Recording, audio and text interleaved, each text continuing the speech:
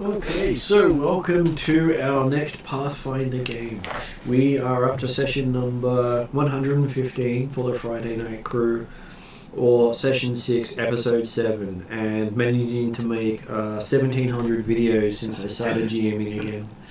So the numbers do keep creeping up.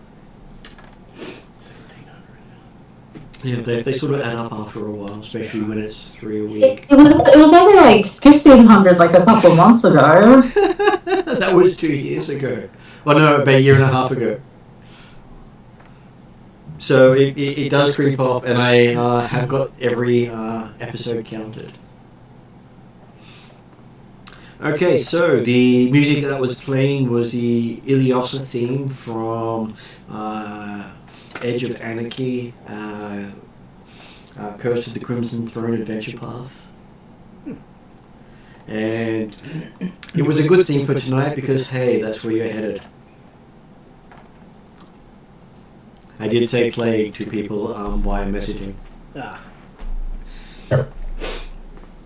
So Peter and Mark and Jeremy missed out on the thing asking everyone did they have all their plague immunities up.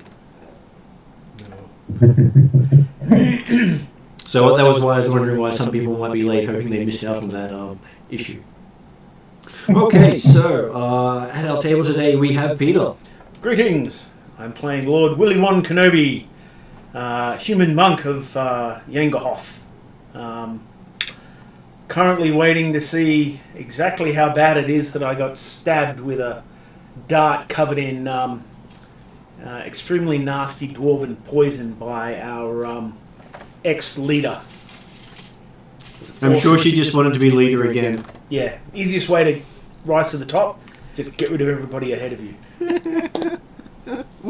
You're really getting into the vibe of being a rogue again, aren't you, M? And using it while she can't talk, which is always interesting. Not going to review people when they can't talk back. Go on, online today, just speaking, we have Jeremy. Hey, good evening, all. I'm playing Garthok Kalengamal, the Pathfinder Thassilonian expert, and also part-time alchemist and wondrous mage. And all-time researcher. That comes as part of being an expert on Thassilonian culture. And hey, you did manage to miss out on the troubles. More to learn. You just didn't get to see the underside of the bridge closely. No. Right, I'll get there. Just get spider climbing, that will work. Yep. Next or up, fly. Next up we have is Mark. Hi, I'm playing Scar, 2IC to the Great Willy Kenobi. Also, saviour of the party from the Tower of Destruction, and also got a right hook kiss from a matron who I think I might have maybe got on the better terms with. So. I've got down, my current HP got 0, right hook from Orc Lady. Yeah, right, okay. But technically, it's not hard to improve your standing with someone whose your standing was negative 200. I think I'm getting close to 0 soon. Okay? But I felt as my first session as 2IC, I hopefully performed well under the leadership of Willie. You just got your bell rung a couple of times.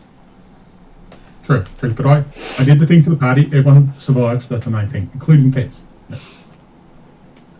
Next online today we have is Ross. Yes, I play Andre, War Cleric of Phasma, who's currently suffering a bad headache and a constant ringing due to the fact that he had a huge bell fall on top of him. Not just once. What was it? It was 3 times it was trying to attack. Or, I can't remember the 4th. The bell. That's partly due to the ringing. And I love the fact that the soundboard gave me a bell to drop. I have to admit, last time I ran that tower, it didn't quite go as much fun. Okay, so last one we have on today at the moment is Em, if she's available. I'll take that as a no, she's busy unless she... Nope, she's there. I am here. I play Runa or Swift Silver, or Elf Girl, or Next leader. Hayu, or Murder Hobo. not Murder Hobo. Swear to God. Accidental leader. Yeah, accident. Yeah, ex-leader. Yeah, I got many names, and trying to keep my information gathering skills up to date. My roguey skills, not so much apparently. Well, one of the important information gathering skills to check on was the potency of certain dark. It's not my fault he was in the way. It just happened. So, He happened to be in the way. well, luckily, it wasn't actually you hitting him in the back with the dart. It was the fact that someone reflected it into him. Yes, the precision damage would have been nasty. Spine chilling, they say. Yes. I could have joined the carpenter in the nether realms. You're showing up with your head sort of hanging like this, going, "What happened to you? I have no idea. I was just standing there, and next thing I know, my head just flopped down." Yeah. He's like, yeah, I had the same thing happen. It was really weird. Okay, so did anyone want to do the recap, or did you want the GM version of events? Oh shit, plaster everywhere. Kaboom. Boom crash. What else?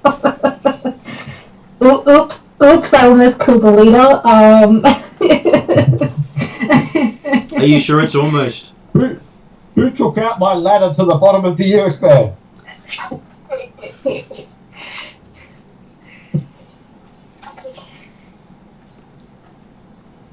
Okay. I'm just gonna swap over devices, so I'll be back. Oh, good. Uno momento. So did you want more of a recap, or are you happy with that recap?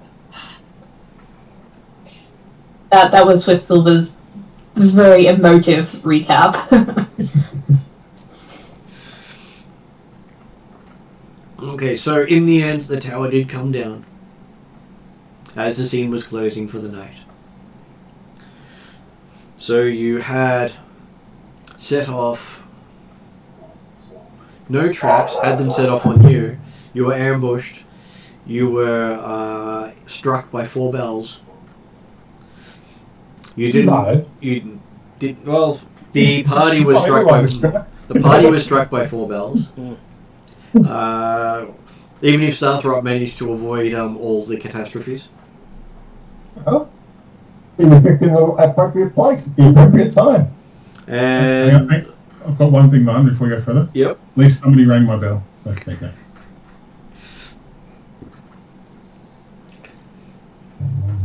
And with all the things that had happened, no one won the pool for the tower coming down. No. Because no one was allowed to put down for 0 deaths, because 0 deaths went to the guildmaster. To the guildmaster. But the tower still came down, so I should still get money for it, right? No, because you said 73 people would die for the tower coming down, and there were no deaths. That's right. Well, none that were counted. Plus, there was an inside job, so you couldn't, because you were involved with bringing the bell tower down. And there were no bodies That's to just, be found. that's just detail. So your guildmaster claimed it as a house win. The half always wins. And the rest of you find yourselves on a boat going out to sea, having to explain to Scar and Willie how Miss Hindmarsh was not particularly happy with the night's event. There's a shot. Having not managed to gain information, they have the construct in custody and are trying to get information out of it, so it may not be a total loss. But due to a request from the town, you've been sent on to aid the city of Korvosa. Korvosa? By boat. I.e., get the hell out of my city. I don't care where you go somewhere else. Please stop terrorizing our town, thanks to town. I didn't get to say goodbye. Scar doesn't even wake up for that whole discussion. He wakes up on a boat in a cot next to Willie, who skin looks like it's bubbled all over. No. Oh, you okay, Willie? I've taken a nosedive, have I? I didn't even get to make a fortitude save. I did it for you between games. Oh, you suck. Like I said, the dice love me, not the players. Yeah, no. What he hasn't told you is he critically succeeded. That's how you change from it. Yeah, that's That how would he's be still unfortunate. alive. That would be very unfortunate. I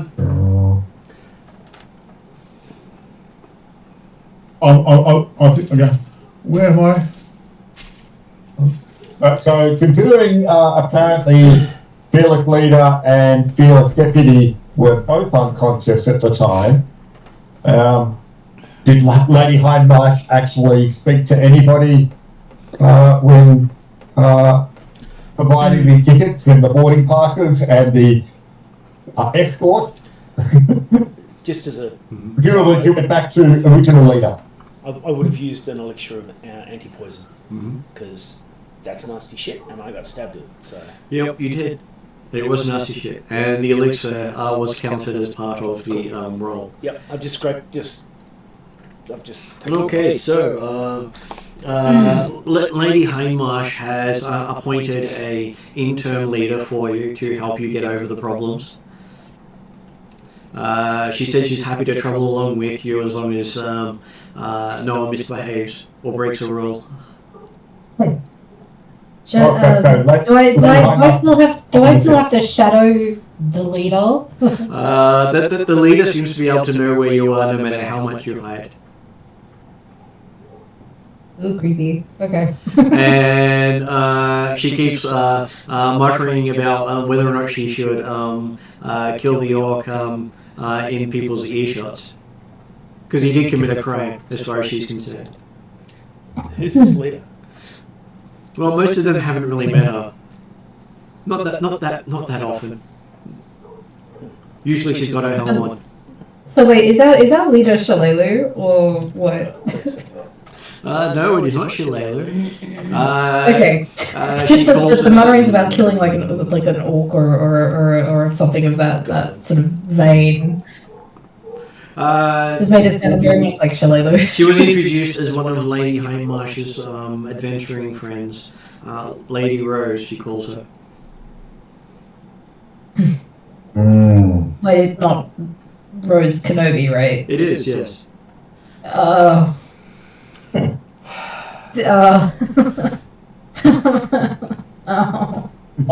sure it's only because she didn't want to let her poor invalid husband out of her sight. She wanted to ensure that he rested and recovered appropriately.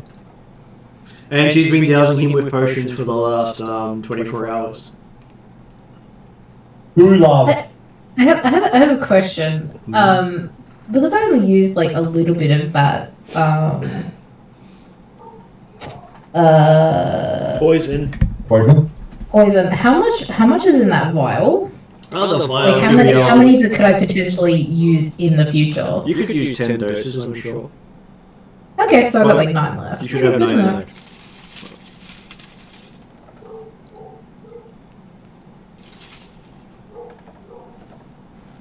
And so yes, Scar awakes to seeing a groaning Willie next to him. You okay, Willie? The first thing I say. Yeah, I'm kind of.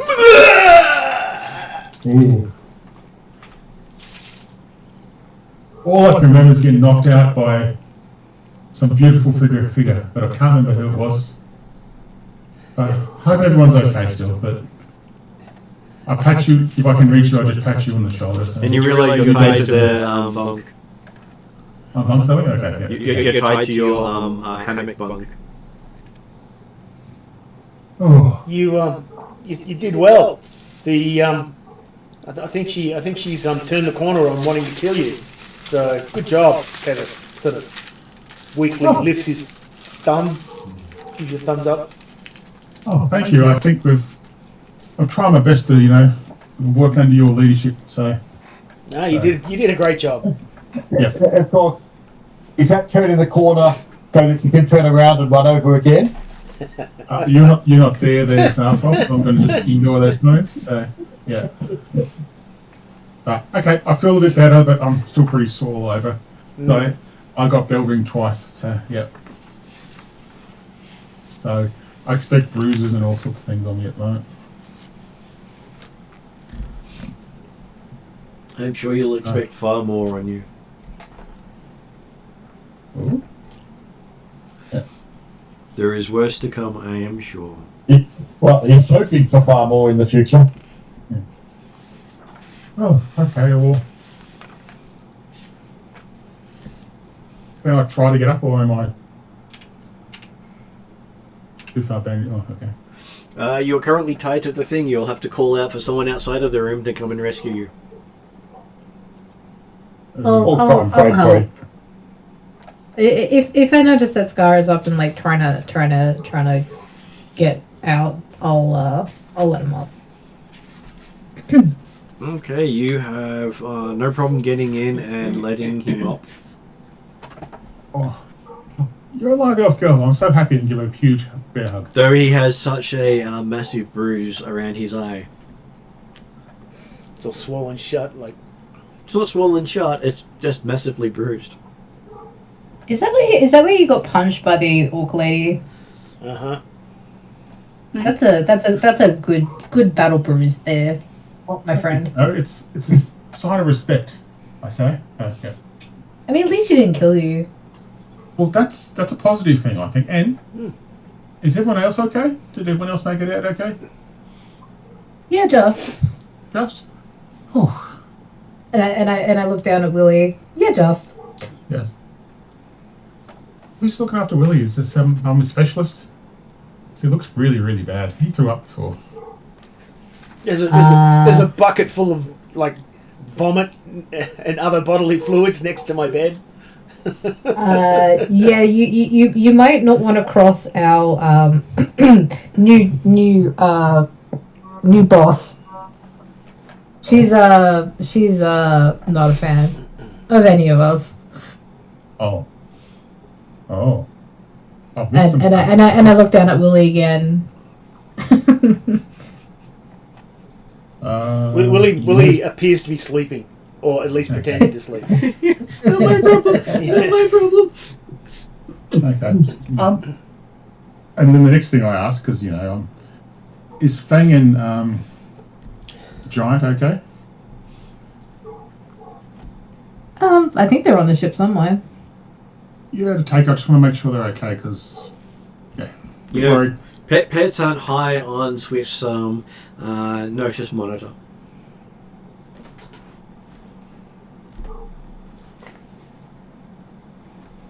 I should know that we at least brought them along, right? Is that something your character would pay attention to? Well, they're part of our party, so yeah. Are they? He's still some residual leadership responsibilities. Okay, so I've also been adventuring with Scar and the cat for so long that I've actually kind of somewhat not taken a liking to the cat. Then I will give you a wisdom flat check to see how much you paid attention. Wisdom flat check. Which So it's a D20 plus my wisdom, is that right? A D20 compared to your wisdom. Or D10 20 compared to my wisdom. Yep. Okay.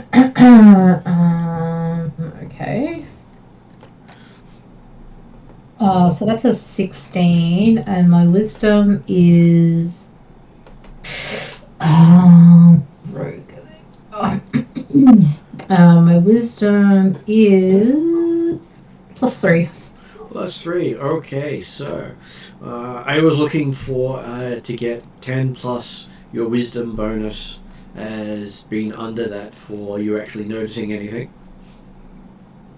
So no, you can't give him a honest answer about whether or not you've noticed that his pet has actually made it onto the ship.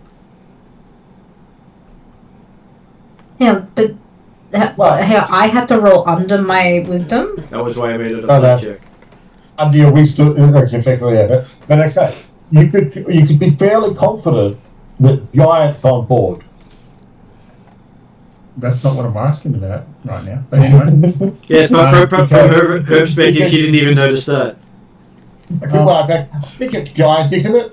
Which one did Giant claim? Big dog, Tarrian? It was Giant. You got Giant, so yeah. So I'll see if I can get outside the room where I am into the wherever we are. Okay, you're on a merchant sailing ship. Oh, There are can I do it? there are a couple of rooms set aside for passengers. If I get out go. You're in the one for the sick. Okay. I'll see if I can get some fresh air, and then I'll see if I can get a Fang whistle. I'll do a whistle for Fang, see if I can get any response. Okay, you whistle for Fang and open the door to the outside and get a spray of salt in the face. Okay, that's definitely not Fang. Even the spray of salt, hopefully. No, not Fang. And it is dark with flashes of lightning. Oh, crap. You're sailing through a storm. What could go wrong? Yeah. I'll go back inside and sit in my bed. Yeah. The full bucket with this guy, Willie, had nothing to do with the poison. I do yell at Fang if I can, And that's where it's not your head that's ringing, it's the boat moving. okay. Oh, okay. You actually thought it was just this waking up with a headache. Nope. There was a reason you were tied into the bed. Okay, that's fair enough. That's understandable. So yeah, I go. Oh, okay. Yeah. Cool. Yeah. Have I been awake on this ship long enough to have found where like rooms are? So like galley where the pets are stored, food stored. We went asleep when we got put on the boat, I don't believe. Only 2 were asleep when they put on the boat. The rest of you came on, and the quarters where crew go on a merchantman are very sparse and at one end of the ship. Yeah. So basically, what I want to do is like I'll be like, oh, we can go check the where the animals are kept if there is a spot for them. You've never really travelled by boat, so you're not sure. If Well, only you had a background that's as a what I'm sailor. asking. Have I been on the boat long enough that I've done a lap around the boat to find all the rooms? A lot of the places are locked down to passengers.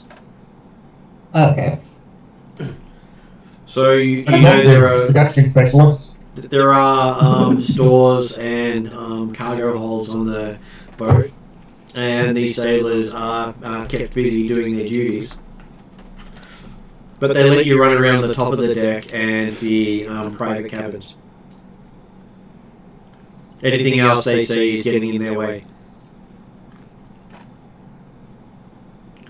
Plus, they also add if you fall off the ship, they're not going back for you. I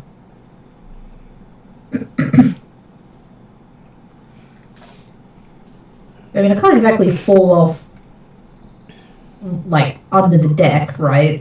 If you go up the rigging, you can literally fall off the boat as it angles over the waves. Oh yeah, no, I'm not going up the rigging. If I could have, I would have snuck around the ship to have a look for places. And actually like snuck around and like hidden and done, my actual roguey things. Oh, what? You could have. Except you'd also have to go past Lady Rose. Okay. Since we're kind of down in the depths of stuff, can I ask if I see a sailor around or any sort of way? Can I ask him where they keep the animals and all that kind of stuff? Or? Yes, you can ask him. What language do you ask him in?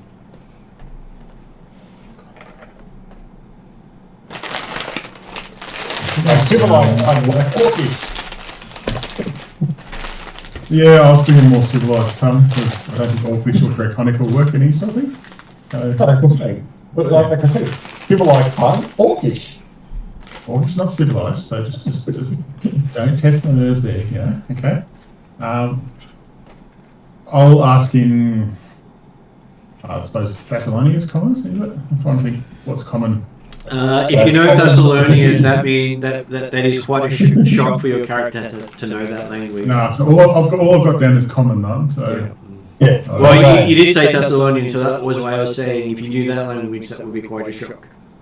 Yeah. No, so I just had common, orcish and draconic, so I just... Okay. Yeah, so I'm just going to ask him just, hey, sailor, person, friend... He says, my name is Bob. You should know my name by now. I've tended you for the last 6 hours. Oh, thank you. Thank you. I do appreciate it. Do you know where they keep the animals? And Yes, where animals go in the hold. Much safer to have them in the hold than for them to be swept overboard on top of the ship. Okay. Do you know if they brought along a panther or anything like that, or cat or some sort? I hope not, because then, well, we'd all die in our sleep. Okay. Is there any way I could look at the hold without causing any problems, or is it all locked down at the moment? Oh, he could throw you into the hold and lock you there. Oh no! If there is a panther in there, he not wanted out. Hey, what did you say? If there is a panther in there, he not wanted out. Oh, okay. Oh, got a pen. Okay, that's all I need to know. He said if there is one, he doesn't want to have a chance of it getting out. Okay. He's not saying it was in there. He's saying that if you want to have a look, he'll put you in the hold with the and therefore the panther can't get out. Yeah, I'll wait till we kind of make it to where we're going. Hey, by the way, where are we going? I was unconscious, unfortunately. He says to sea. We are going to sea. Okay. I'm going to sit back down, realising I'm not going to go anywhere with this conversation, and just keep an eye on Willie and try to keep out of anyone's way. So, and I thank Elfgirl. Thank you, and I'm just going to lay down for a bit. And just joining us, if he can talk, is Josh.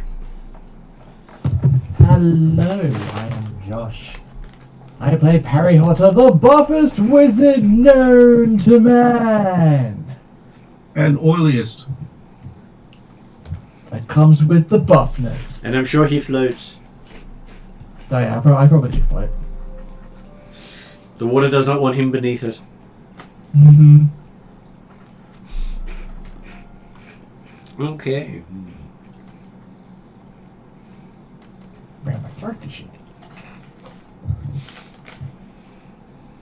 You are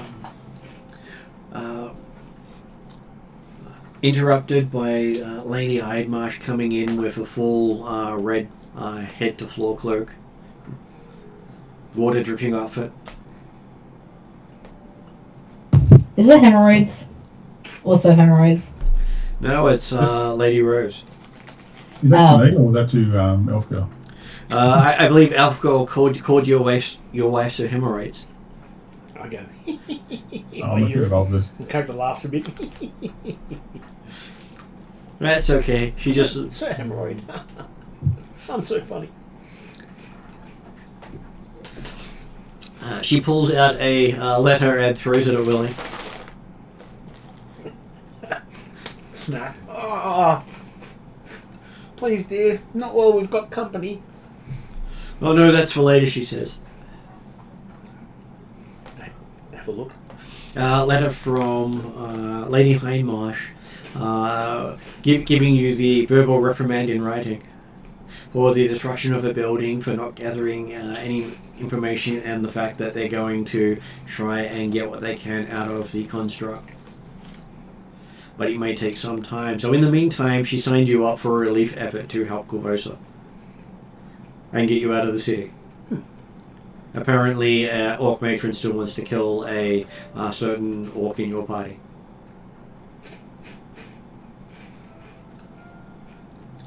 Man.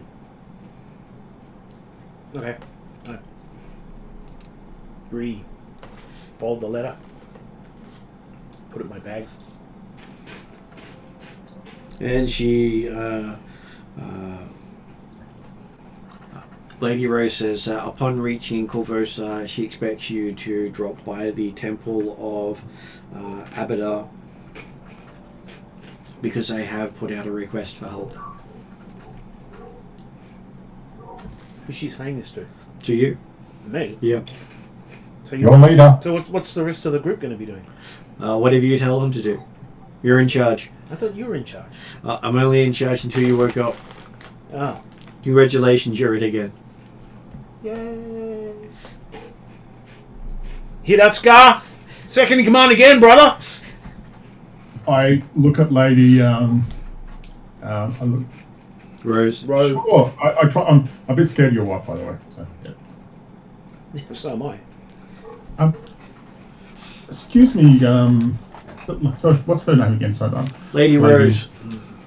Lady Rose. Never right, brother. Any reason why I was tied down at all? Yes, you kept falling out of the bunk and knocking yourself out again. Oh, okay. Thank you. She wasn't going to keep healing you. Yeah, I've got a bit of a sore bruised eye at the moment, but that's... Though you seem to land on your butt most of the time, so I'm sure there's bruises there too. Yes, sure there is. Nice to meet you again. And try to get the conversation very short. So. He says, I heard you were looking for your cat. Yes, your cat is down in the hold. Oh, thank you. That was a worry. Currently sedated. Oh. Okay. That's fair. I wasn't around to... And extremely high and happy. Oh. Okay. No. That's fair. As long as it's alive, that's the main thing. I was a bit worried about it. Well, we couldn't have it running amok and killing everyone on the ship. Cats have a tendency to do that when entrapped. Fang does have a Homicidal. more of a friendly, playful, which might be taken the wrong way kind of situation. So yeah, but thank you. Yeah. Well, after we left it in a close compartment with other people, it came out well fed. Yeah. Look, another thing, Zarthrop's not here again, so I'm just going to ignore any of those Zarthrop comments. So yeah. You turn around, Zarthrop is there. Is he? Yeah. Yeah. But yes, thank you for looking after my friend Willie and your husband. Hope he gets better soon, and we'll try to be better from last time. So. Well, you can hardly get worse. Worse would be both of you dying and not getting taken out. That's true. I think we made sure everyone was alive-ish. Mostly alive. Mostly alive, yeah. Yeah, yeah. I think I'm just going to cut this. I don't think I've got anything else to say. I honestly know. I don't know that they're friends, do I? Or you don't know. Matron? I believe Willie hasn't told you, and Andre hasn't told you. I've been told. I don't know about it. So, so she's very gruff and walks back out of the door with a swish of the cloak. Doesn't seem like she's actually trying to make the cloak swish, it just does it. One of the people that just looks intimidating as they move. Just no. Yeah, she doesn't look happy there, really. And from Willie's perspective, she was a bright shining moment in your interactions. It's she was overflowing with warmth, trust me. Okay. Well, okay. I'm just going to keep resting until we'll make it, I suppose, to our new location. Okay. So you're being told you're going to be at sea for an entire week. Oh, God. Okay.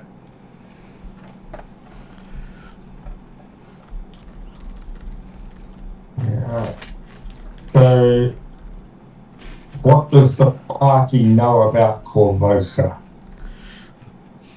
At this stage, they're going to be asking Zathrop from his scientific information on Korvosa because no party member survived from that team.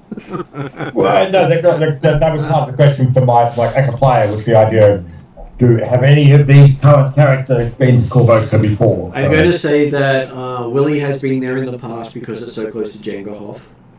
I passed through. May not have been there since you were a child. Whereas Zathrop will have been through there multiple times because they have really nice artifacts there. Very much like Magnum. Yeah. But obviously, not for at least a couple of years. Since you were stuck down in the hollow mountain for at least 12 months or so. You remember the kindly king who you had an audience with, who promised you a relic next time you came round. Oh, good. I will look forward to collect it, take the opportunity to see what he provides. Though the latest intel from Laney Hindmarsh that you collected is, well, the king died while you were away. And the queen has taken over and does not seem to be a competent ruler.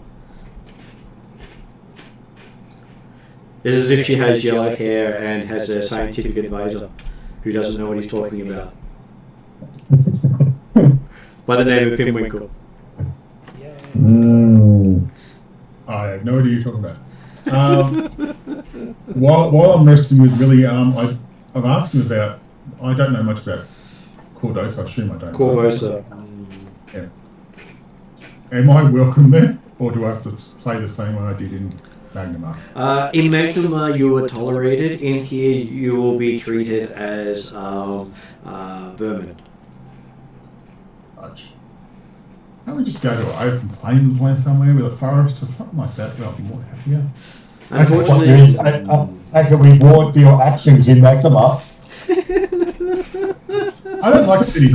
My character doesn't like cities. Okay, I'm just putting it out there. Because I see there's a reason why this is happening for some reason. So, okay. Okay.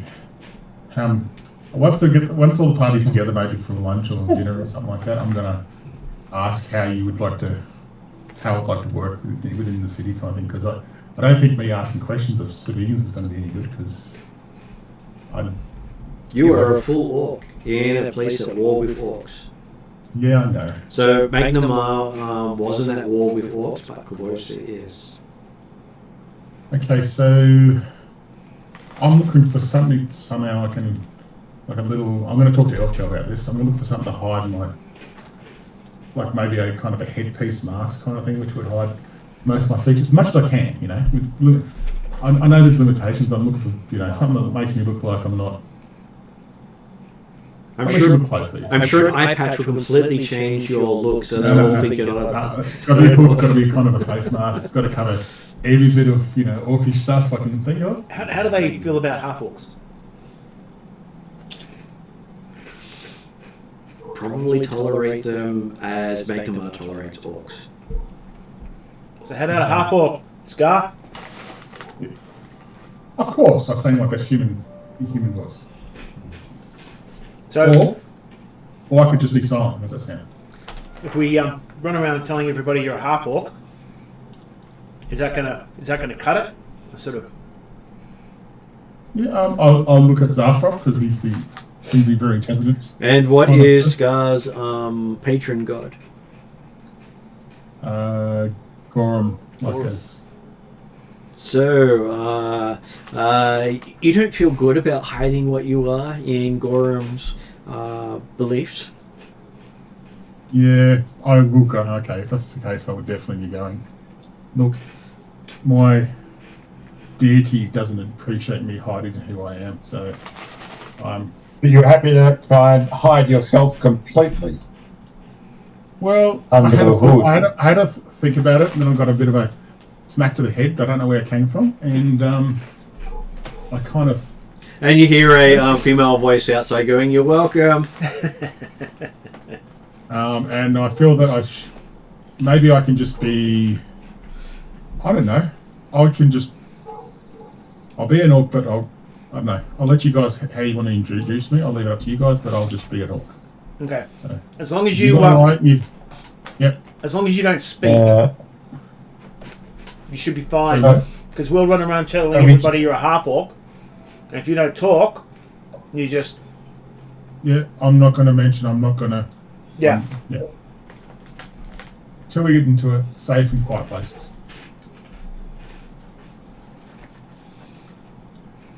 Okay, that's... You get word coming, having him arrive in change if you're collecting the bounty? Not if he's a half orc. He's one of us. Just a half orc. Okay. Silent half orc.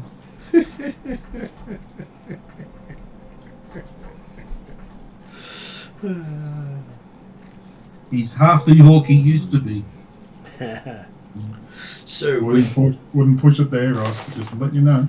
So I want to get the party together, and basically people can let everybody know what they know about the city, what to expect, what any local laws that we need to know about, that sort of thing. If we don't know enough. Isn't there a plague going around in that city?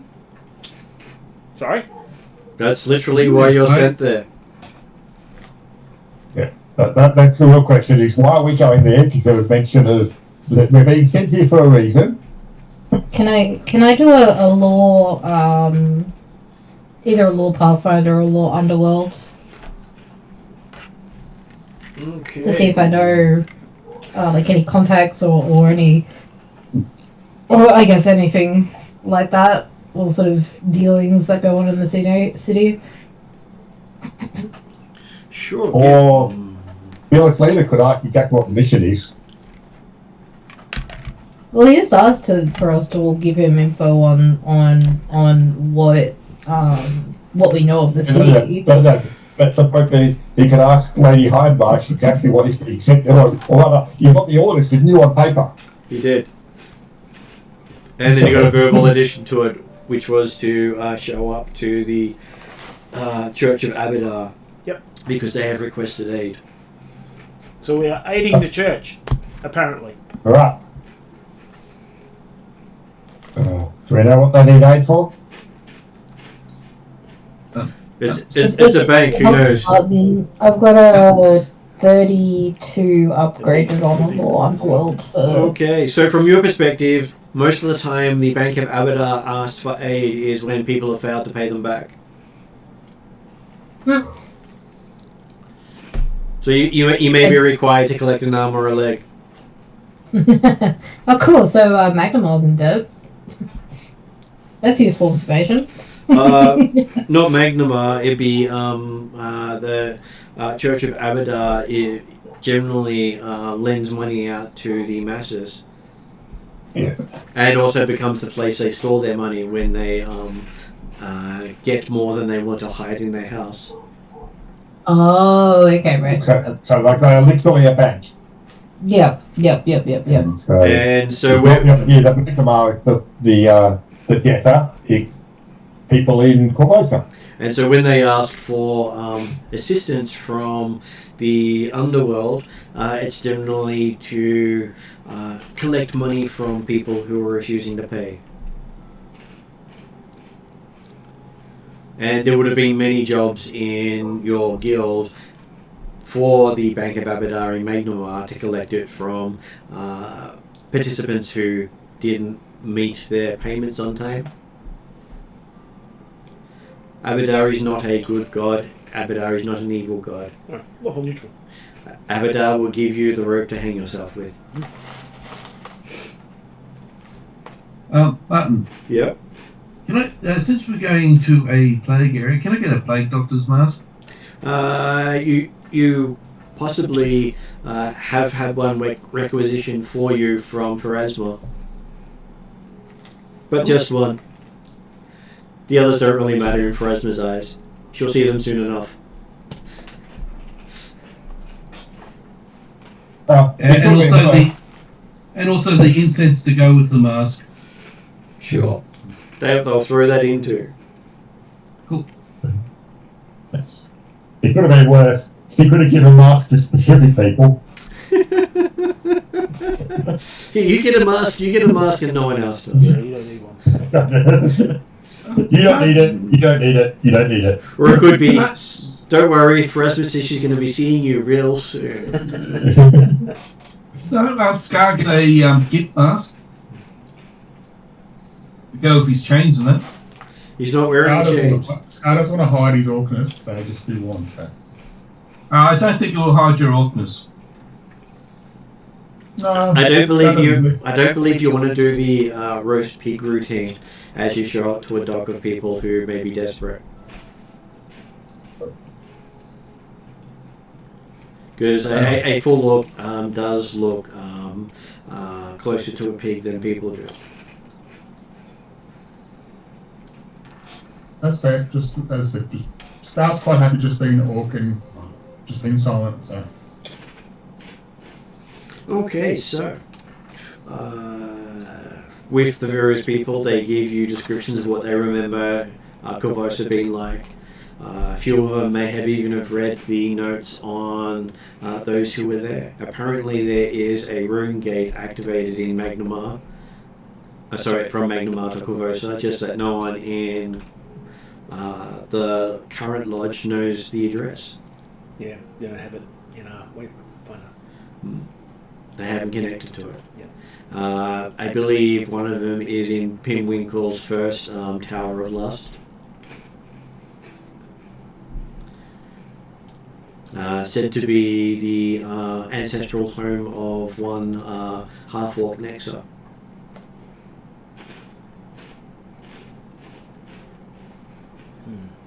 Who was also a member of the groups.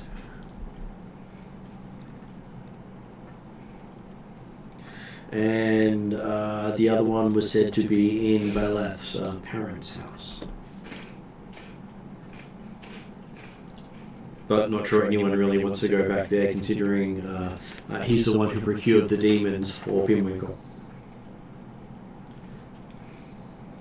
Me? Yeah, no. I don't know. Character doesn't know what's going on, so yeah.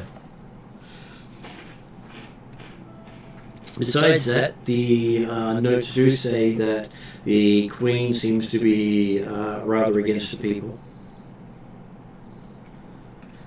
A true Chilaxian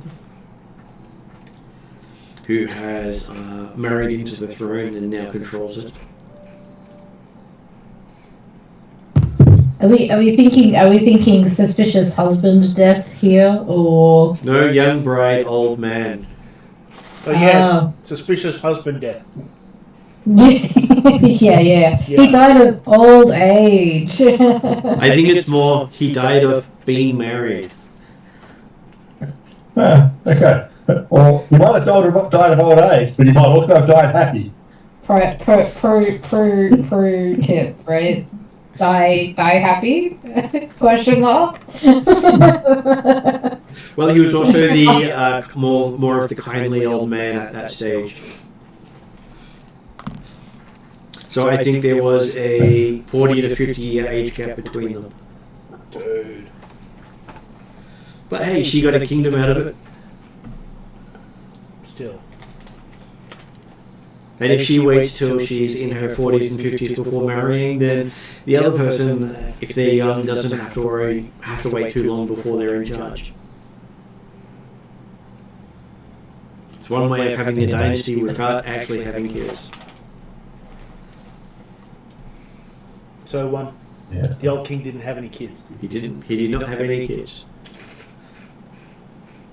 Was that his Even with first wife? the new young bride. The marriage wasn't that long.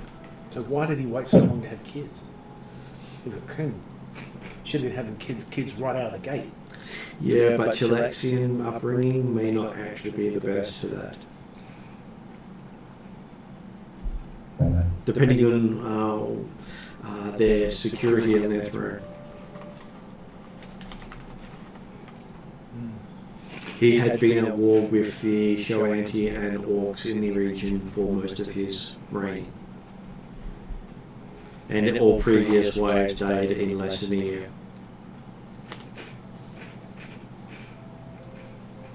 So far, this is his longest living bride. Outlived him.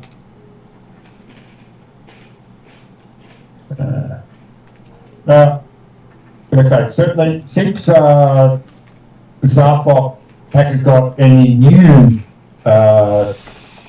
research material to read through on the trip, I guess you'll have to just spend some time brewing up some anti-plague.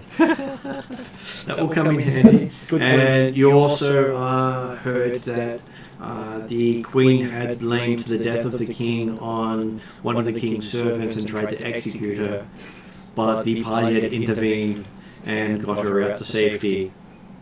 Sort of. Well, they intervened and she got out to safety, but it wasn't their act that got her out to safety. They just confused the issue.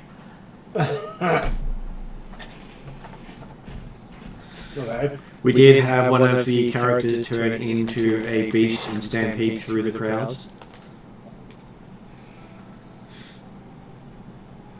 Okay. So many innocents were killed on that day. And somehow, at the end of it, the accused girl was no longer around. It all helped because there was the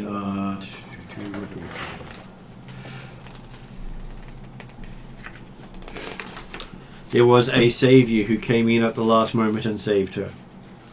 Just trying to see if I can find the savior's name. The Varisia's version of Joy, wasn't it? Yes, that is correct. Yeah. So, from what I'm hearing, it doesn't sound like our group has much in the way of knowledge of Korvosa. Well, not current intelligence, I guess, is what the point comes down to. Okay. So, can I get Elf Girl to go and use her find information skills to find out who on this boat is likely to have good information about Korvosa, and invite them to our cabin to speak to us. You hear in your ear as you don't see her slip out the door. Yes, boss. I hate it when she does that. She was standing right behind you in your shadow. Yeah. Even though I'm lying in bed. Thank God. My gosh, what the hell? I was actually up the scar, but No, she was actually under the bed. yeah, monster under the bed. So yes, you hear just because I know you love it so much. Yes, boss. What's the worst that can happen? I know, right? And then 5 minutes later, in the distance, you hear an alarm go off. Ah, yeah. She forgot how to detect for traps. Yeah, what is it? Ding, ding, ding, ding, ding, fire aboard! Ding, ding, ding.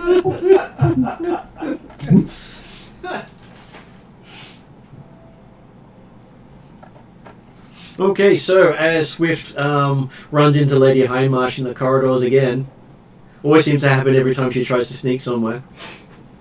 Lady Oh, so Hindmarsh or Lady Rose? Lady Rose, sorry, Lady Rose.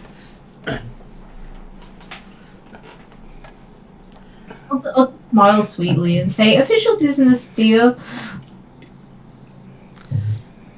Well, she could make you a deer if you'd like, she says. No thanks, and I keep going. Well, good luck in finding anyone else who knows about the city, she says. So the appropriate response to that was, yeah, Venison for dinner would be lovely. Well, then I think your husband really, truly needs you right now. I'm sure he can come groveling later when he does. I'll let him know, but for now I have a little bit of freedom, so toodaloo.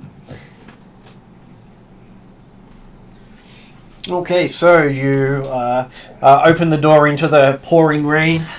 Feels like it's gotten worse since you were out last time.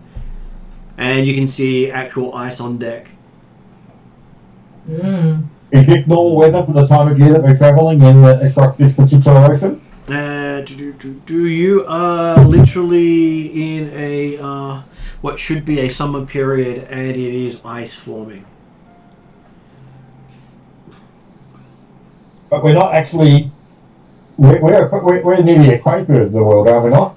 You are quite a bit north Like of the equator. Varisia is like at least like tropical Cancer type level, isn't it? I think it's more the England level instead of the Caribbean level. Okay. Because I believe Caribbean would be where where you'd find Epsilon, because Epsilon's not on the equator. Okay. The equator is actually south of that, going through the Siren Sands. Either way, it was going to be relatively unusual weather for, even though we're still reasonably north latitudes. It's yeah. Okay. I can pop the cup off, each out of the hole, mix the booze. And it looks as if the storm is following you. Did someone curse us or something? Did you ask that out loud? No, I think it. Okay. Think it out loud. You hear a chuckle behind you. It makes your hair stand up. Let me guess, Lady Rose. Yep. It's one of those chuckles that has a promise of pain coming later. What? Just because I'm standing here looking at the weather. Well, no, it's just a only chuckle. Uh-huh. Yeah, everything she does seems to intimidate people. Even when she smiles, that makes people scared. I mean, like, I'm somewhat used to that, right? Because of my guild leader. I mean, she hasn't put a needle into my knuckle yet, so at least I can be thankful for that. That's because when your leader punishes you, he causes pain. When she punishes you, she breaks things or kills you. She doesn't pay for purpose of rewarding you. Or willing. Yeah, pain is her. Pain is her reward. Death is her failure.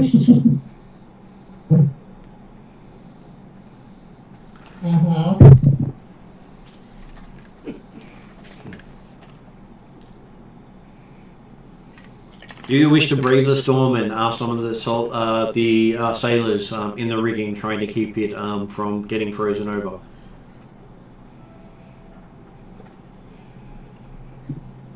I mean, they're probably busy, right? I'm sure they're not too busy for you. You're important. I look up and think, I look busy. Yeah. Is there like a captain's quarters or anything? There is. That would be where you see Lady Hindmarsh going in.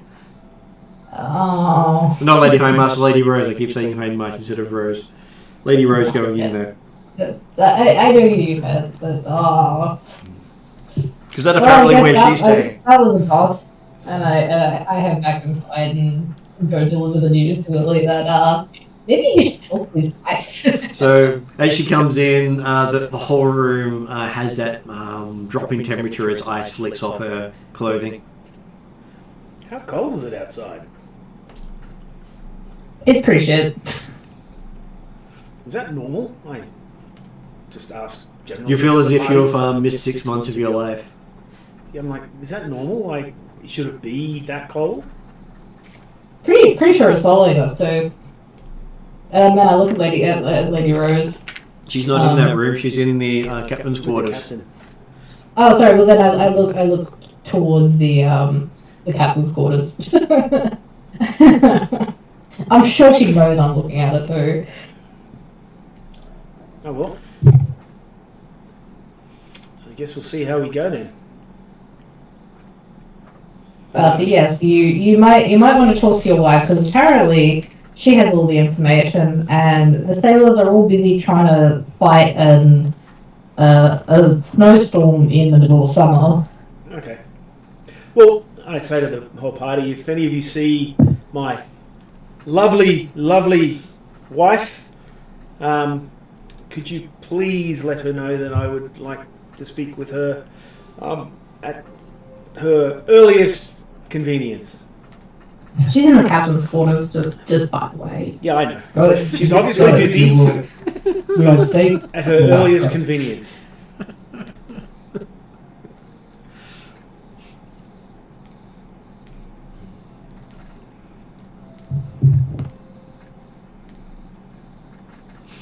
Okay, so what does Parry want to do at this point?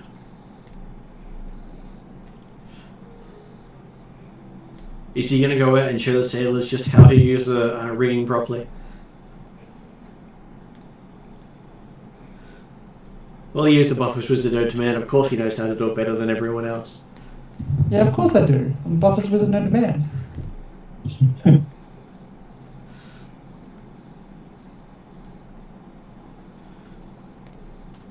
So what is Parry doing?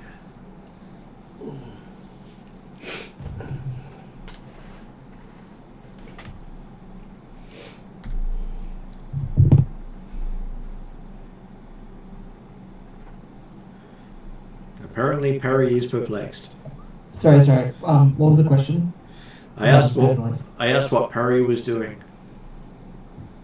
While we're on the ship travelling to Korvosa. Parry's actually going to try and study the weather because he's going to suspect that this is way off. He's going to try and do an Arcana roll. Okay. Give me an Any Arcana knowledge check. behind this weird and wonderful storm. An Arcana check. Mm-hmm.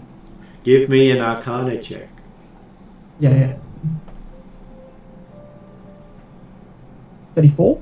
34. Okay, so the storm is not natural. Your ship is moving at 3 times its normal speed. And you're sure the unnatural cold is part of it. Oh, lovely. But hey, you did hear it would normally take about 3 weeks to get to Korvosa normally. Someone's fast tracking us to Korvosa. Yep. Great. I tell Willie, I'm like, we are going exceptionally fast in a storm that's definitely not for this time of season. So someone really wants us to get to our destination, like really quickly.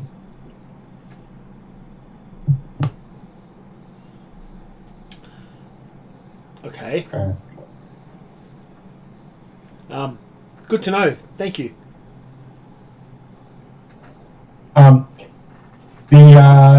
During the travel, if we're going to be in icy Arctic conditions most of the time, how many sailors were on board? What's the crew of the ship? You got a crew of 40 sailors. Shit. You've got 3 full masts. They are, and a couple of small spans as well. This is a big ship. Shit. Mm-hmm. Okay. The Garprop will aim to help out some of the crew members that have to be up amongst the bits and pieces, amongst the rigging, by offering half a dozen wall elixirs every day. Okay. So basically, if you can do that with his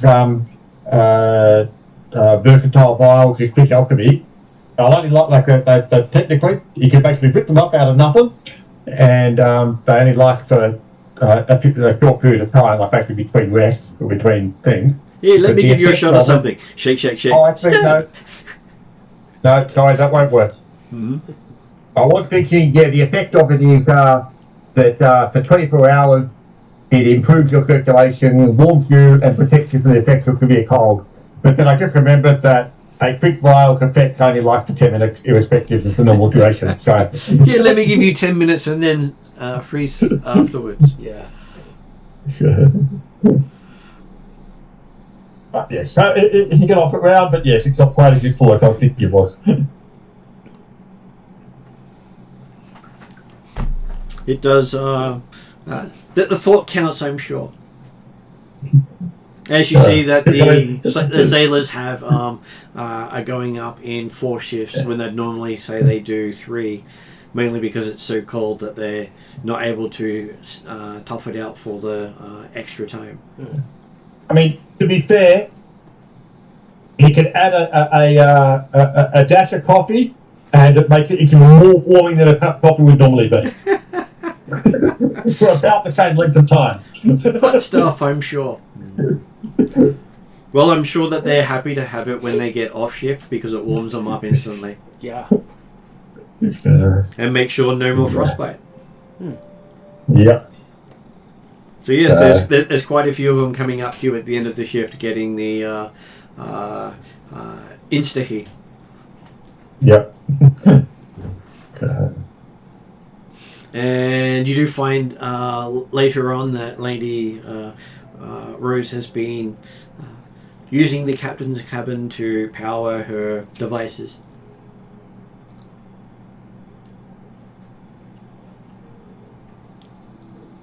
What devices?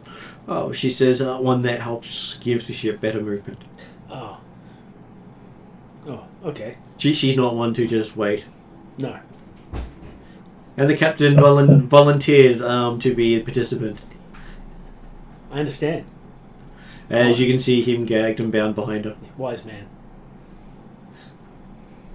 My character's basically staying in the cabin, not going anywhere, and I'm trying to recover as best I can from the gratuitous and poisoning that I received. Well, your body feels as if you've been beaten all over by a bat. Oh, I've had worse. Every muscle hurts. Hey. You want tea, or you're offering tea as an easier option? I was suggesting tea, maybe without caffeine. I don't understand. Well, I'm trying to do the low caffeine option and see if that helps. Okay, so it's okay if I have coffee, right? Did you want anything, Peter? No, I think I'm great. Thank you. But we do have teas and coffees. We have all the tea and all the coffee. Have you got peppermint tea? Yeah. I wouldn't say no to a peppermint tea. Awesome. Do you have sugar? No. Awesome. So yes, Peppermint tea. she says that she wants to get there as soon as possible. Yes. She's got other things she needs to get done. Yes. But considering you're in no position to take control, No. she decided to expedite things before your friend was required to be executed. Which friend? Your orc friend. If you made another advance, he wouldn't be here today.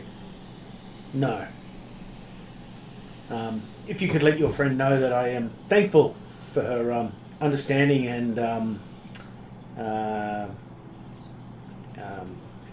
ability to hold back. Well, apparently she broke her fist in the punch. Did she? Yeah. Oh, okay. We're surprised his head didn't come off. Luckily he's a full orc, anyone else may have lost their head. Mm. But that was the problem. He did lose his head. My love, if you have a chance, could you provide a brief, but hopefully very helpful rundown of the current situation in Korvosa and anything that we as might need to know about what's going on? Don't trust the Queen. Of course not. Don't trust the Queen's advisors. Of course not. Don't trust the little shit known as Trimwinkle. I keep hearing his name. Yes, he used to be a Pathfinder until he found sex. Oh. He found religion. I would say she would say religion, except she doesn't think of what he does as religion. I take offense to that as from the character. But he's made a cult out of it, from my understanding, right? He is that's why he made a sex cult. Yes. With him at the top. That's right. It's more correct to say rather than found religion, more correct to say founded religion. He's living his best life, okay? And so he now serves a demon of lust, or demon lord of lust. Ah. And as such, all the Hell Knights would love to get their hands on him in many pieces. Ah. Okay. So if you happen to kill him, they're all for it. I doubt we'll have the opportunity, but Well, I will certainly keep that in mind. There's not a single Hell Knight around who will consider that a crime. So if you kill him, even in the street in broad daylight, doing whatever you do, not a single Hell Knight will raise a hand against you. Good to know. Good to know. Just as long as it's not collateral damage. Of course. Of course. And whatever they poisoned you with was rather nasty. Yes. This is my character. Apparently it took multiple removed poisons and disease and... Disease? Yeah. It was a diseased poison. Oh, dude. Whoever used it obviously has dealings with the occult and with liches. Really? Yes. What makes you say that? Because that's what her magic divined it as. Really? Yeah. Nasty stuff. Yes. If it went on too long, if you survived, you would have just been its servant. In some cases, we refer to it as the vampire minion version, but it's a variant of it. I see. I see. But she wasn't going to share you, so... No. Thank you, my dear. Thank you. We'll let someone else take you. Hmm. Not without her permission. And much payment.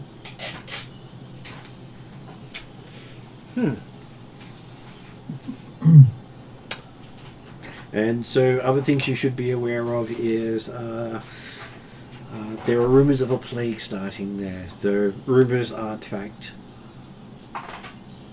And people are not being looked after by the crown. At this stage, the crown only cares about the rich.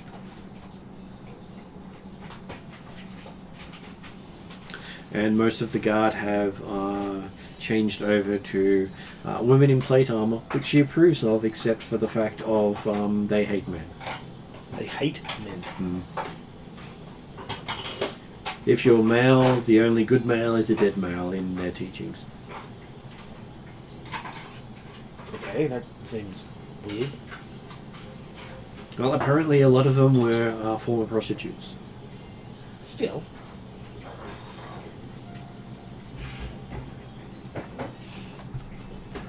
Well, and they got rejected by Pimwickle as well. Well, Pimwickle pretty much ran their business out, so they were left with nothing. Ah.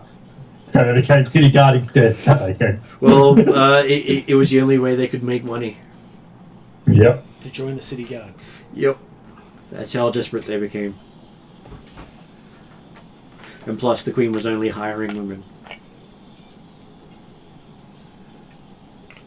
Okay. And they're all phonetically loyal to her to a fault. Okay. Oh. You didn't save them from the previous life. Gave them armor, weapons, and a reason to kill men. Apparently the Queen hates men too. Okay. Or rather, the legal authority to kill men. I'd love to be the fly on the wall that finds out what's up her or what her problem is. Well, she's sure it's got something to do with Pimwinkle in some way because, well, he's one of the few men allowed in her court. So, he's actually in the city. He's in the city. Ah. Supposedly. He teleports from place to place, having secured a couple of the rune gates. And he's turned each rune gate into a temple of lust.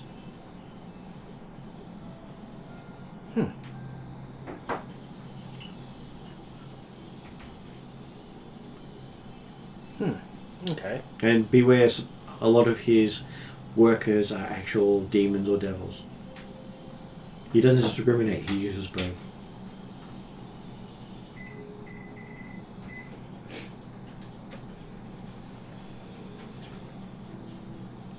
Okay. It's also something that you would have been aware that at least Sandpoint was certainly aware of it. The idea of Korvosa is that being a Galliax founded city, certainly devil worship and devil summoning is perfectly appropriate and valid part of society. But demon is not. They frown upon demon. They're not demons. But apparently Pimwinkle has gotten away with demon and devil summoning. Considering his patron is a demon lord. How he's able to bridge that gap, they have no idea, but he's sure it involves his sex worship. But he's also apparently won the Queen over to that sort of thinking as well. Well, it's undermined the entire criminal underworld of Korvosa. To the point where he's pretty much the kingpin of their criminal enterprises.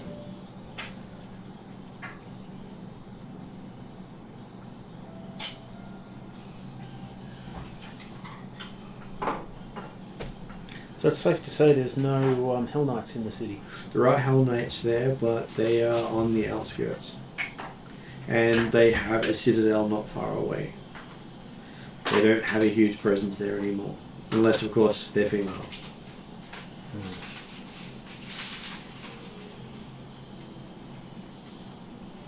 A majority of the administration are female in the city now.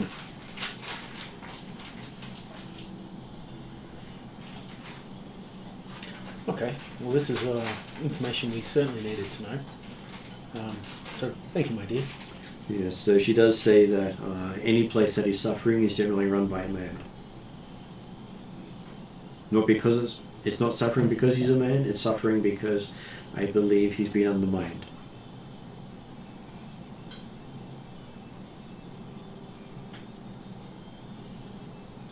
It'd be very hard to replace all of the hierarchy of a place within a couple of years. Yes, very much so. Not without it collapsing. And she's sure the city is on the point of collapse, which is why when they asked for aid, she volunteered you. Okay, so is there anything specific other than the death of Pimwinkle that you would... That's the side thing. If you do it, you do it. She'll celebrate it. But is there anything other than the assistance of the Church of Abadar that you're particularly looking for? I can't guarantee that we'll be able to do it, but if it becomes an option... If you can get facts on the plague, she would appreciate it. If it's a small outbreak, that would be fantastic. If it's a major outbreak, they need to quarantine, and she'll get the Hell Knights onto that. If it's man-made. If it's man-made, then kill those responsible and make them suffer. Very well. Even if it's momentarily as a knife goes through their brain, as long as they are sent for answering their sins. Mm-hmm. Just make sure they don't die while having sex.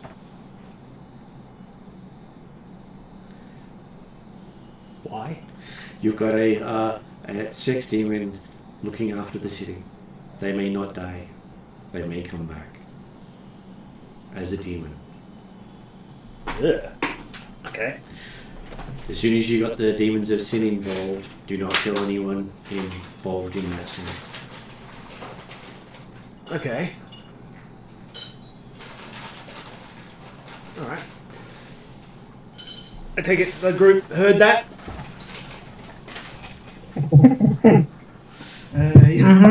It should have been passed on anyway. Can't use the old horror movie trope where, you know, the whoever's having sex is the first to die. Can't use that. Harry's screwed then. Or does that mean that Perry's going to be doing that all the time then? Because that way he won't die. It comes back as a demon. I'm a demon now! Yay! I was gonna say, damn, we can't off Parry first. It can't be our sacrifice. I'm sure there'll be a very different version of off in Parry's mind, I'm sure. So, Scar. As a male and apparently a full orc, you might be in for some fun. But I still think our best bet is to play up the fact that you're a half orc, not a full orc, especially if you don't talk. You do get a call out from the other room. Put a dress on it. I'm sure that will help. Do I know the voice as a lady wife person? Yep. She's in the other room, so and my character just shakes my head at you, going, you know. The walls are fairly thin after all. Yeah, that's why I didn't say anything. I just shake my head at Scar, going. Scar just nods at you with a look of sigh, look at sigh, but not a loud sigh, if you know what I mean. Yeah, Yep. yeah. I give you a thumbs up.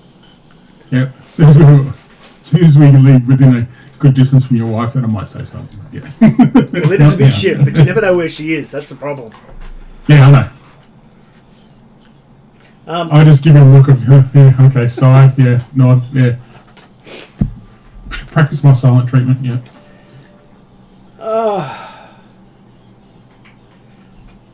I'm gonna make some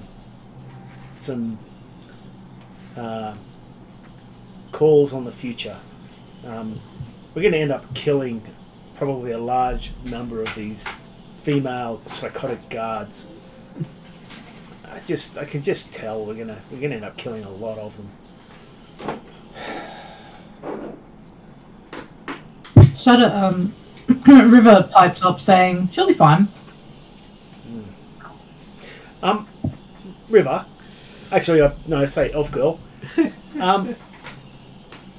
It could be worthwhile, taking into account the current climate in the city, that when it comes to interactions with the guards, that perhaps you be the one talking to the guards, if that makes any sense. The sacrificial lamb, so to speak. Well, the female to female. You know, if they hate males, they're going to treat us poorly.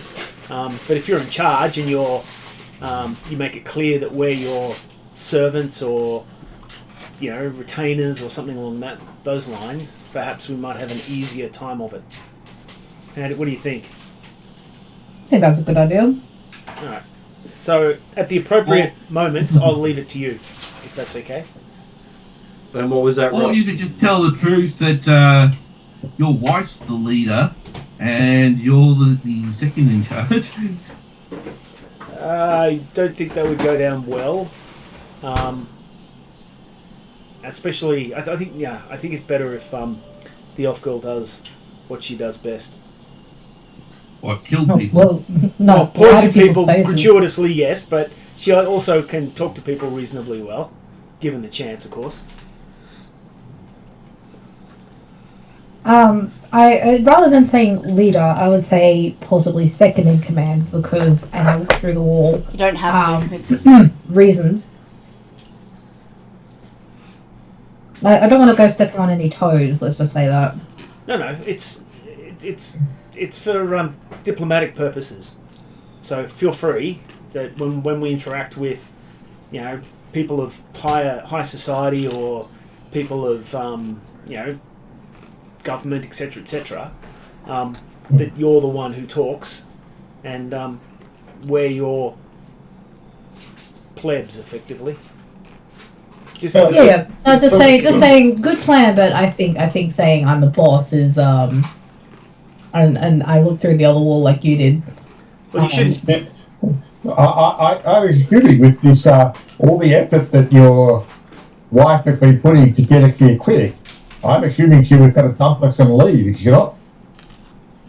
Oh, I mean, like, I don't know what her plan is. I thought she was here to babysit us.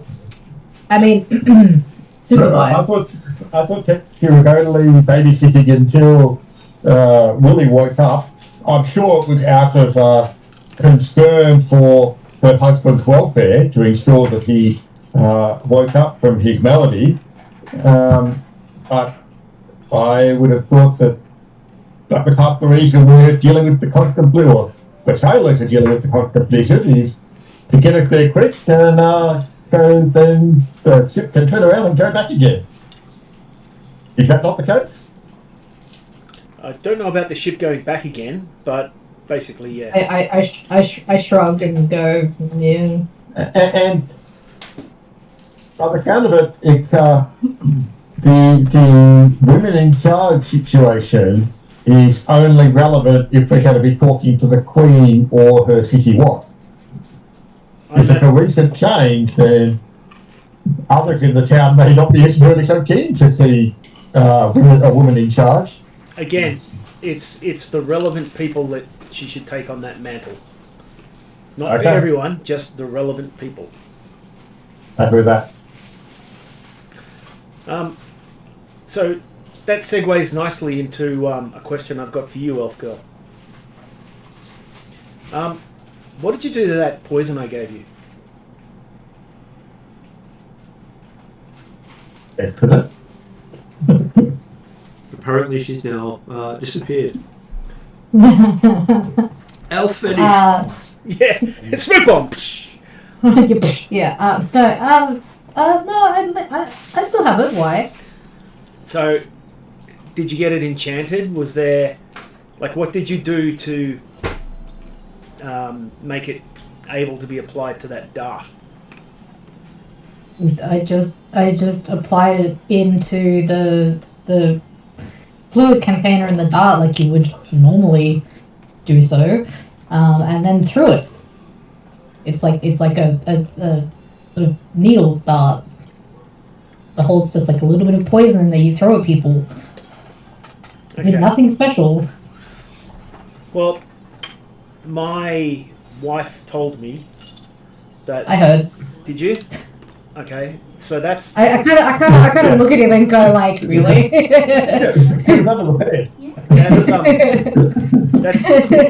That is deeply concerning. At this part, she could probably respond with which part, the overhearing or the poison.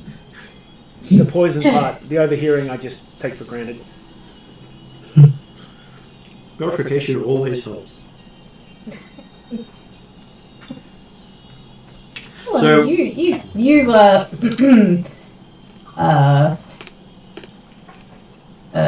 gave it to me as a gift, so I would have thought you would knew what it was. Well, you said it was drow poison. No, it's not drow poison. It's a dwarven poison. Oh, sorry, dwarven poison. It's. But yeah, well, anyway, you didn't go into details either. No, it's poison, as in you stick people with it.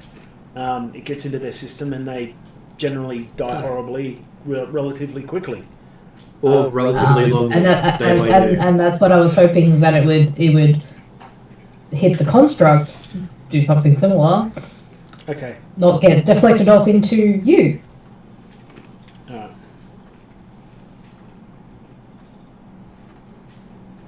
Okay. Well, thank you for that.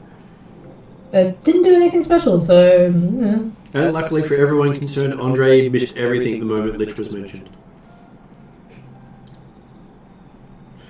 Otherwise, you might have to do something about someone carrying around a toxin that can make people serve a Lich.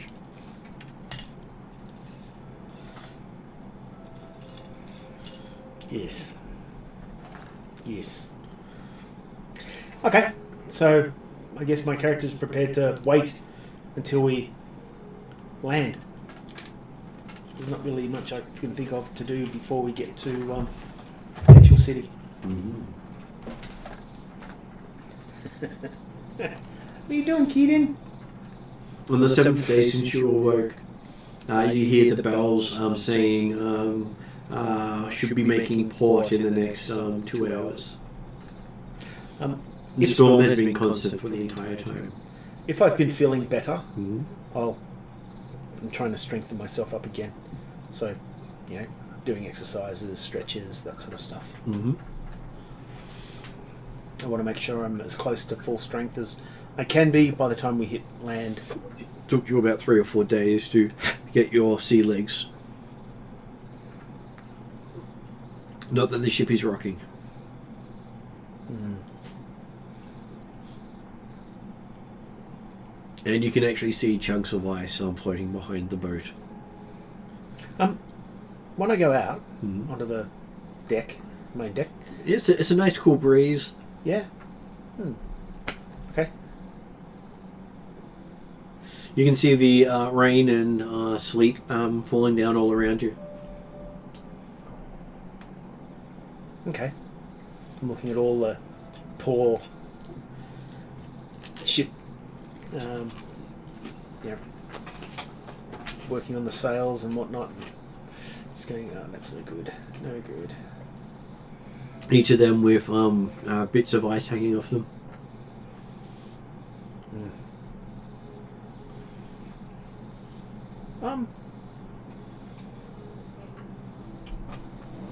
I might watch them for a bit, see what they're doing and how difficult it appears. Mm-hmm. And if I think I'd have a good chance of being able to match them. Well, it's a lot easier when you're not covered in ice. Yeah, and not wearing all the heavy clothing and stuff that they are. I'll offer whoever's like on in charge on deck. I need to build myself back up again. So, if you've got anything you need me to do, I'm more than happy to spend some time and effort. I can't guarantee I'll be able to work the whole day, but I'll do my best. They're happy to start you on small things and build up their trust in you. Yep. And from the rest of the party's perception, you see Willie walking out into the storm completely unaffected by it. At the most, his hair gets blown a little bit.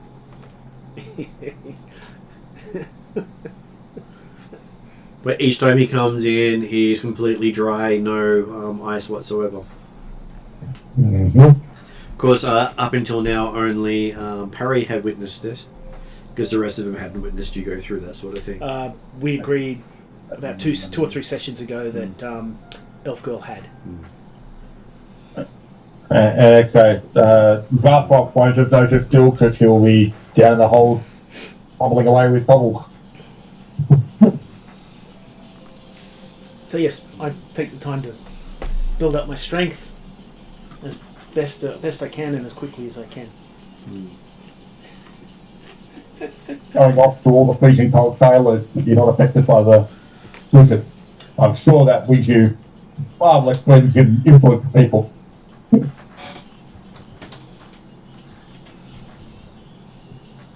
Well, it's not long before he's been given the top position, going all the way up to the edge of the ship. The ship position. Hey, for you, it's perfectly fine. I'm happy to do it. I mean, I've got a good acrobatics. My athletics is quite reasonable as well. Well, particularly since you feel White's fault. And from what it looks like to you, it looks as if some sort of ice creature is pushing the ship with its breath from behind. Ugh. Okay. I'll alert the party once I finish my shift. There's some sort of ice creature blowing the ship along. You're sure it caused all the storm? Jeez, my wife is powerful. We get up to 15th level, everyone will be powerful. Yeah. Okay, so with Korvosa in sight, the wind starts to die down. And you start to feel the waves for the first time in a week. Okay.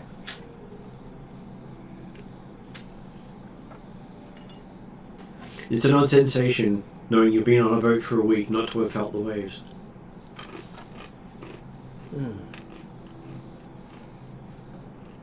So the last little bit as we come into port is where we actually feel the need to get your sea legs, and you actually start to get, I don't feel good. I'm great on this boat. What's that? Yeah.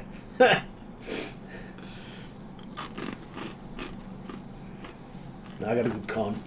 Cactus hardcore. So each of you can make a fortitude saving throw to see if you can beat 20.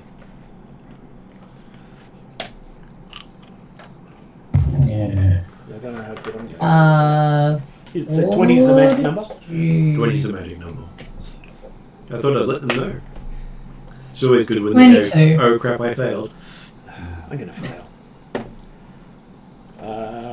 No, I got a dirty 20. 6 on the dice. Just.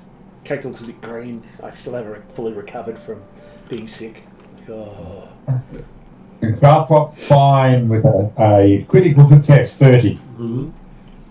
Zarthrop is having a ball. This rocking of the ship is mixing his potions for him. Less effort involved. He should be on boats more often. Yeah. If only he can set up the mixture to get his explosives right. Without him having exploded. Yeah. How about Scar? 29. Parry? Bloody hell.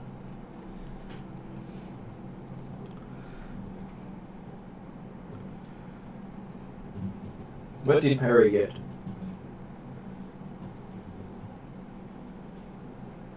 Hello, Josh. Sorry, what was the He's result again? overboard. I asked what was Parry's result? What was the roll? Sorry. Fortitude. Need a 20. Fortitude go. Fortitude save. Fuck. Be quite easy for the butt to quick no to that. Yes. You should breathe it in. 27? Apparently he still is the buffest wizard known to man. And how about Andre, the only one we haven't got so far?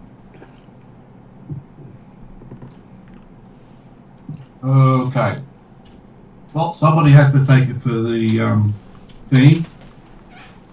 That's the reason why you haven't heard of me for a while, because I'm violently ill. I'm glad I didn't roll a 1. I rolled a 2, so a total of 15. So you're ill for the 2 hours it takes for them to get to port. Yeah. Because that's the only time they actually feel the waves. Vicky. It's okay.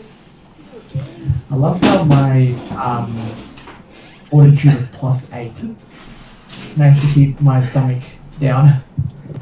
I mean, Riven's actually got that. She's only +7. But hey, the buffest wizard known to man does have plot armor somehow. Sometimes. Well, he survived so many problems that he shouldn't have as a wizard. There are no problems when you are a wizard. Too many to count. There's just targets. Harry's got plot armor. Unfair. Hey, even when I've rolled for him, the dice have rolled well. That's the toy he likes to throw around everywhere. Yeah, Martin, when you roll well for Josh, unlike me, Blame the dice. 3 1s and a 2. It's got plot armor. Like I I said, see the blatant favoritism here.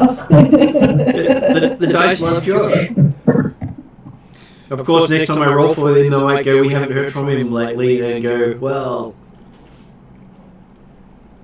it might not go so well. Even on camera. So as you're coming in, you can see, if it's coming to night, that there are many black fires rising up out of the city. I pull out my holy symbol of Abadar, Mm-hmm. and I have that sitting on the outside of my shirt. Okay. And you managed to do this graceful stop at the right next to the pier. Apparently, the sailors were prepping long for this to happen, not wanting to make any mistakes. Funny. And standing on the actual pier itself are 2 of the guardsmen that you were warned about. You're up, elf girl. They look like that. Really? Huh, they look well equipped. Don't they? They Jesus. are. Like I said, they are loyal. Yeah, but loyalty's one thing. Being equipped, that looks like some expensive shit. Mm-hmm. It's no wonder they can't afford to help anyone.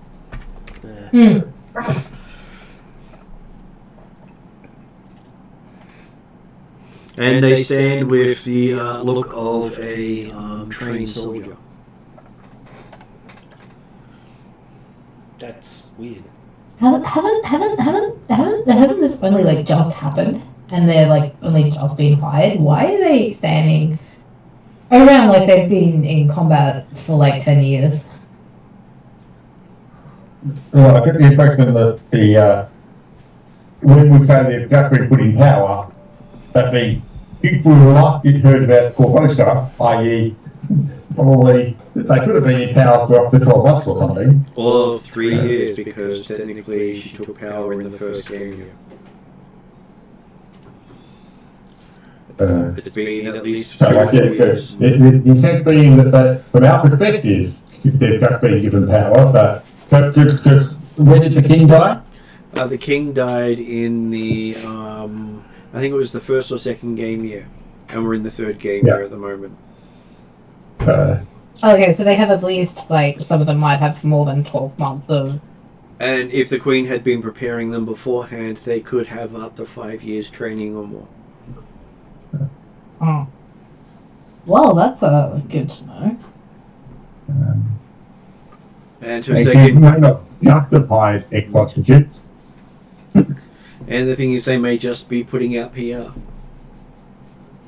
So imagine you're expecting a non-combatant prostitute to be wearing armor. You'd be able to tell by the way they move. Yeah, which is why you see these guys, they don't look like they don't know what they're doing. They look completely in control. Okay. This could be fun. Yeah, fun. Okay. And the name you've been given for their order are the Grey Maidens, The Grey Maidens. known as the Queen's bodyguards. So are they just stationed around the ship that's coming into dock? Sorry, I missed. They're basically at the wharf where your ship is coming into dock. Okay, so we're just seeing what from like afar at the moment. As the ship's coming into dock, you can see this is the authority apparently here to greet whoever comes in on the docks. Ah. Or to keep the peace on the docks. Or both. Or both, yes.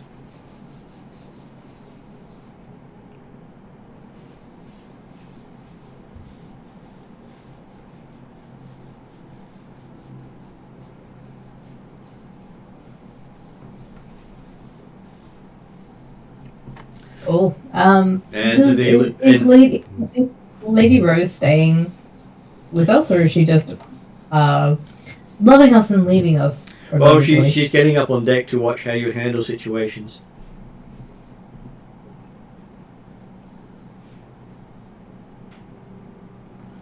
And she is fully clad in her armor today.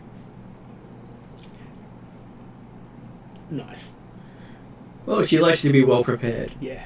You look awesome. You look awesome, dear. And you see that she has with her a two-handed blade, as well as what looks to be a rather nasty war scythe. Okay. You know, she only ever takes that out when she's expecting crowd control. Crowd control. So basically, she's trying to out intimidate the guards that have come to greet us. Well, by the looks of things, they're not coming on the boat, and by the looks of things, she's not leaving the boat. So it's more of a, you're now the city's problem, not hers. Okay. Territorial, proverbial pissing in the wind.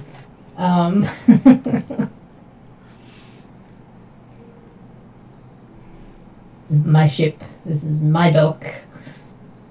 Line. Okay, so you do see Lady Rose turn and look at Swift expectantly.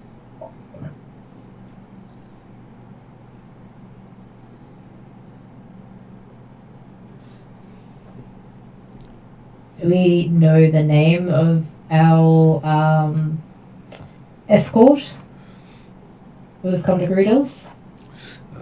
You've been told that they're called the Grey Maidens. Their armor is pretty much identical, like any good secret police. Yeah. Mm-hmm.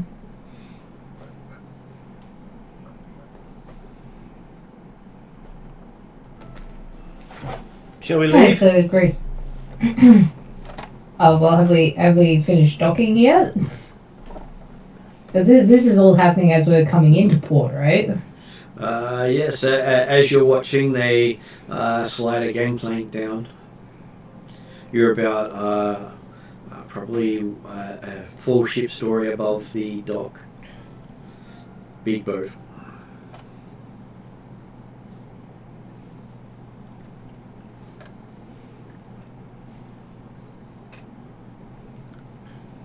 Alright, I guess we go see what it's all about then.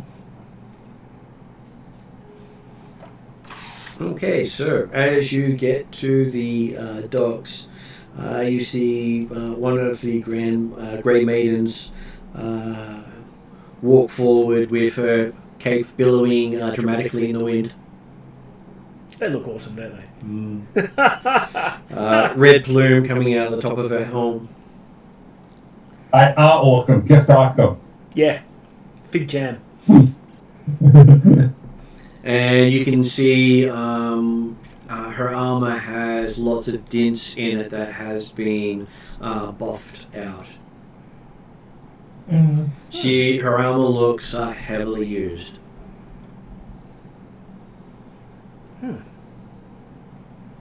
It's not ceremonial.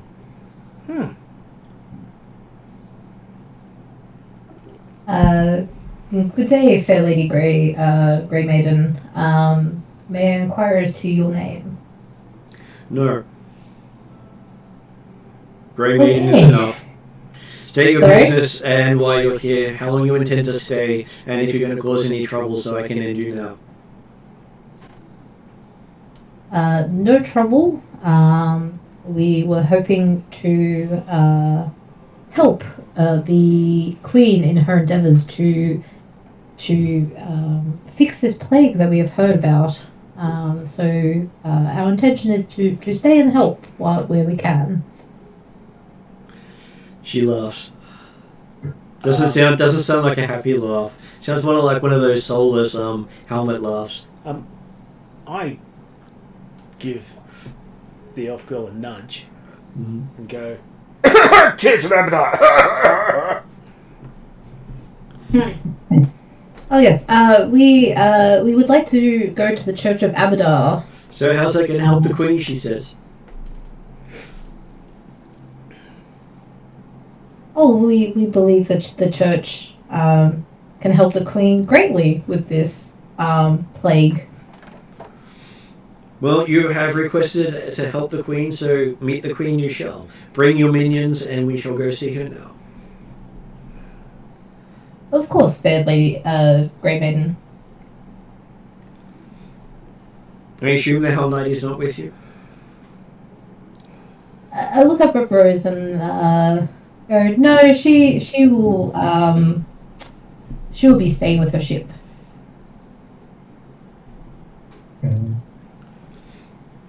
She just nods and says, hurry up. Fall into line behind her. And the rest of your crew. Well, if Southpop will take a swing of anti-plague before he gets off the ship.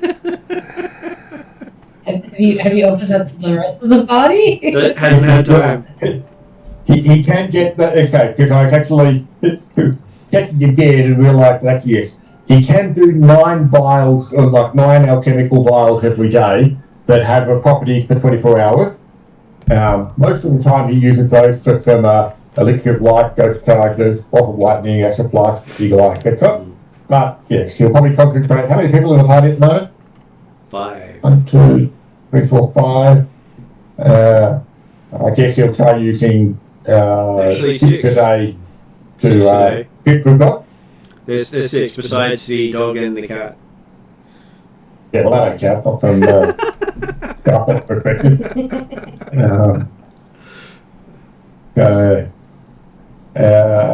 Okay, well then, yes, okay. He will do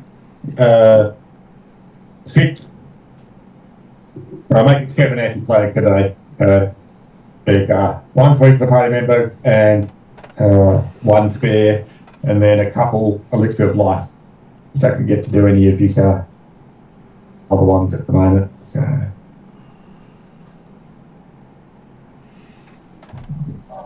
Okay, so... I'm gonna say, Grey Maiden. I show my holy symbol. I am in fact here to see the Church of Abadar. I'm sure you are, she says, but I'm sure if you see him after the Queen, he won't hold offence.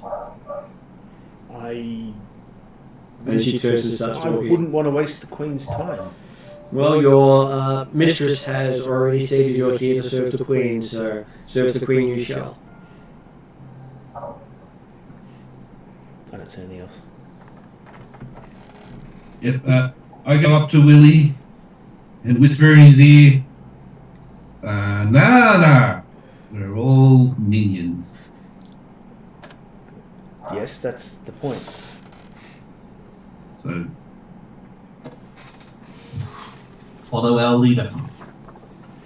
And then I'll put the fake mask on. Lady I mean, Master still in handy. we now get in with the Queen potentially, so. Okay, so you're being taken through the streets as you reach the actual entry into the Korvosa from the docks. You find that you're being given a squad of 4 Grey Maidens to take you to the Queen, or at least to the Queen's Council.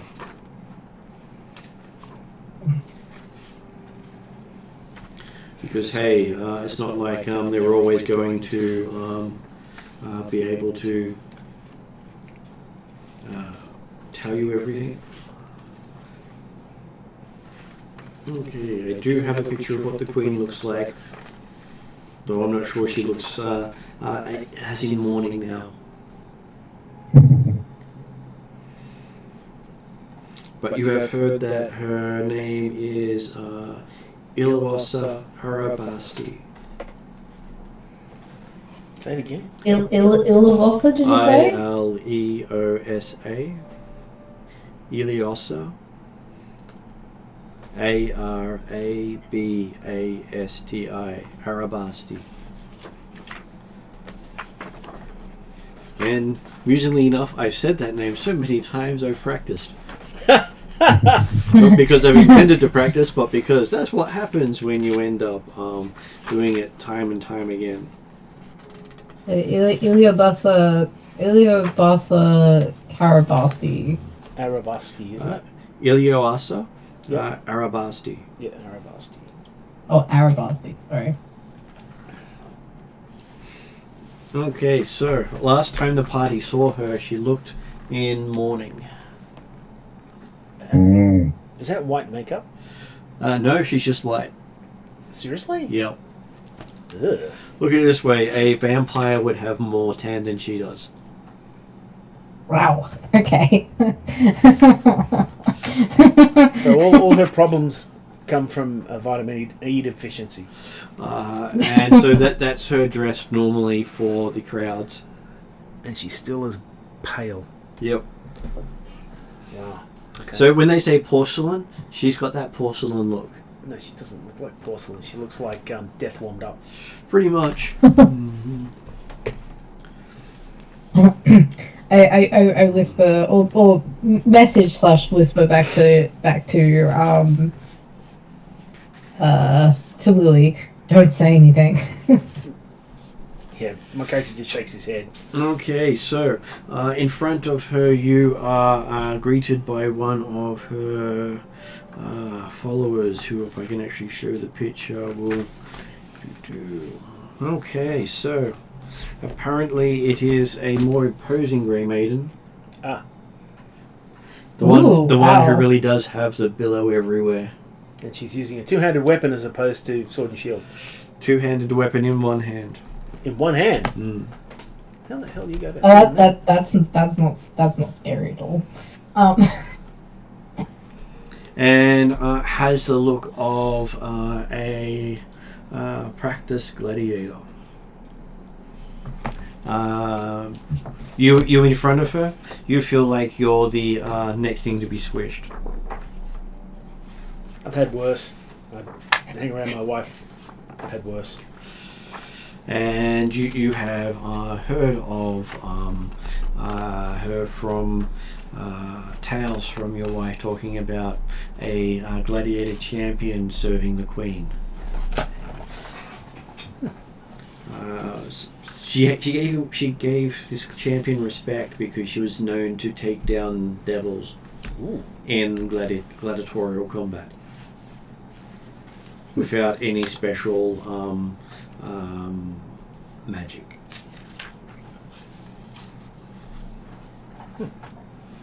And not one she thought she was capable of taking down. Enough so that if she had wanted to be a Hell Knight, she would be one.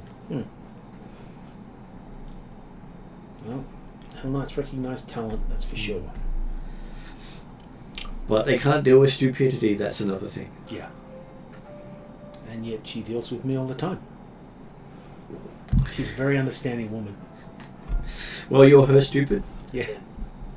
Yes, he's stupid, but he's You're stupid. I love that. I didn't even have to think for that one. Yeah. Okay, I'm sorry. Okay, so looks like this Sabine gestures for Swift to speak up on behalf of those about to die in her words. I bow deeply and say, Great Grey Maiden, and Your Majesty, we come to serve and help in your time of need with this dreadful plague. We seek the assistance of the Church of Avadar, and I point to my minion / Willie, who has the church symbol on his on his person, and to Zarthrop. So you know how most people are afraid of when your wife looks at them? They just get this sheer terror. Yes. That's the sort of terror you get when this helmeted head just looks at you. As you seem to be under the full glare of the leader of the Grey Maidens.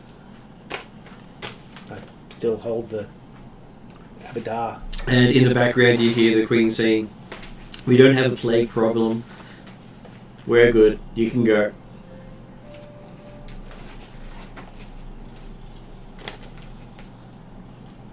I turn a bit fanatic and go, "Your Majesty, we've heard otherwise that people have been quite sick and ill. This is why we came. Surely." You hear a bang on the marble as the Sabine, leader of the Grey Maiden, saying, "Have you just corrected the Queen?" And to interrupt on that note, speaking of minions, Peter, are you up to helping me carry that into that spare room? Sure. Please. As everyone turns to look at the response of River, Thanks, Mum. having just interrupted the Queen, or corrected the Queen.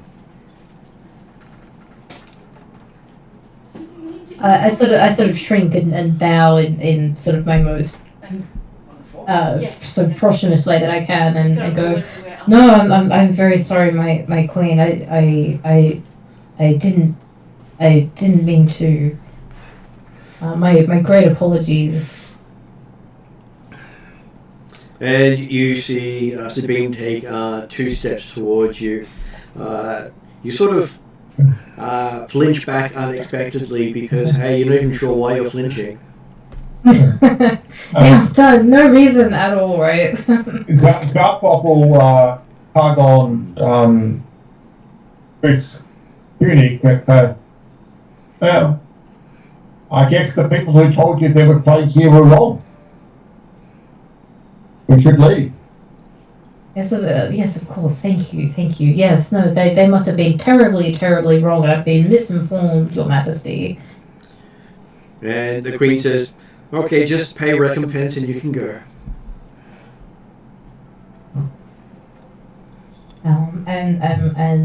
What recompense would you like, Your Majesty?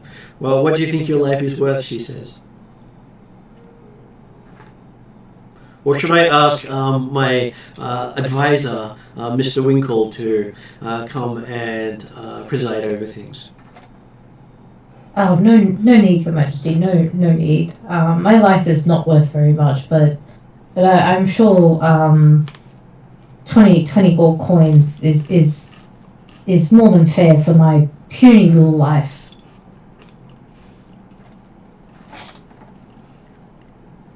Okay, I am going to go for a deception roll on that one. You know him. If I was the Queen, my immediate response would be, "You are. Yep. I'll pay you the fee roll, and you're mine." I was thinking exactly that. She goes, "Sure," flips you 20 gold and goes, "Cut her head off." Yes. The dice gods are smiling on me today. Second that 20. Deception. Where is my deception again? So that is a 33 upgraded on my deception check. Okay, so you make it such a smooth light at that stage. You see the Queen sort of sit up a little straighter and look in your direction and have that sort of cunning look in her eyes. And she sort of, says, why don't we just stop there for the moment? We don't really need these men, do we? No, of course not. We don't need these. Let's just shoo them out and continue the discussion without them. You're looking for work, are you?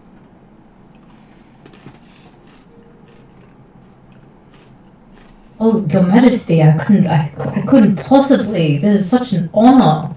My character's looking around for a door.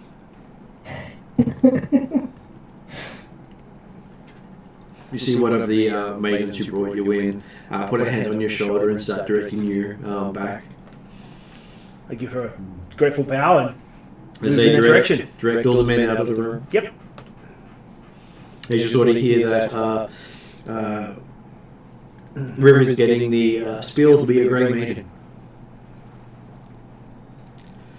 Natural 20 got the interest of the Queen.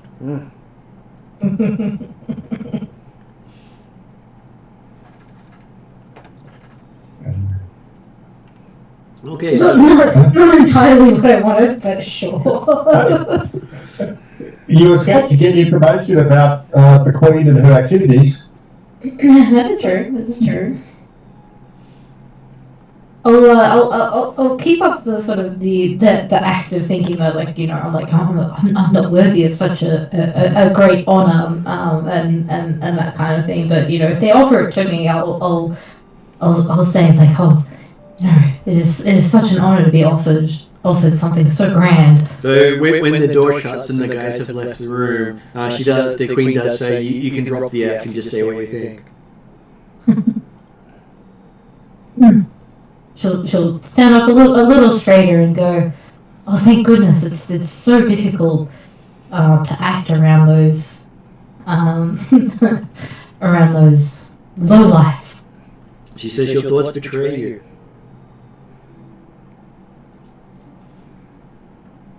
I try to hide it, but you know, it's just so hard. Though she does note you don't really have any fondness for any of them.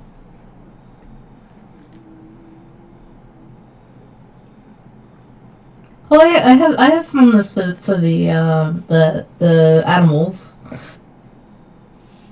Yeah, she knows you like the cat and the orc.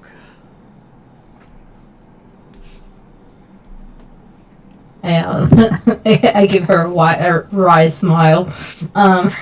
Well, she says that's your thoughts, not hers. I'm a bit worried that she's reading my mind, but that's fine, right? Hey, it's a setting where magic exists and rulers have uneven powers compared to those who sit before them. Yeah, no, I'm kind of like... I get that, but it's still, as a character, it's a bit unnerving to even when you normally watch what you say or think, to have that even sort of Thrown at you? thrown at me, yeah. Yes. And so while you're having this spill your guts moment with the Queen, the rest of them are escorted out and hear the palace doors slammed shut barely as they step over the threshold. Left to their own devices once they're out the palace. I can't speak, so I'm just going to get shrug, okay? Well, you did say you wanted to see the other church.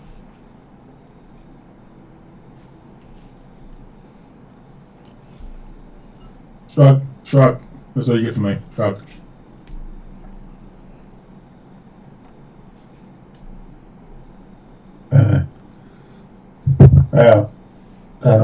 Zarpok basically looking around because, hey, there weren't supposed to be some Thassilonian relic going on here. Well, you know the palace you just got kicked out of is one. So here we'll basically turn back and examine the doors and the walls a bit more closely. Thinking, okay, looks like it was probably built around. Annoyingly, they built over all the nice stonework, so... Alright. Annoyingly, they built over the nice stonework and re-rendered it. Hidden all that fine craftsmanship under human crappiness.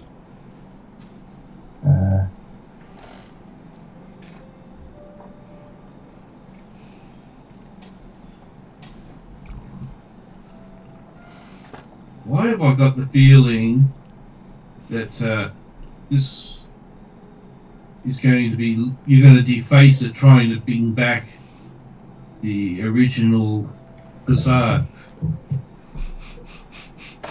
Not yet. So, I'd have to confirm exactly how deep the axle would go before I use that.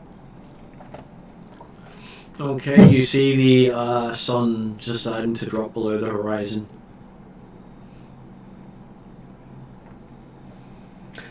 And in the city, you see one particular building just light up in the night. Has flashing, glowing lights all over it. Let me guess, that's the brothel / church.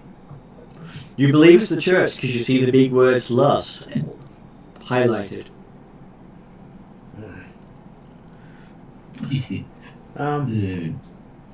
Is there, other than the church, is there a pub nearby? Well, you did hear of this nice vampire pub here. Everything is vampire themed.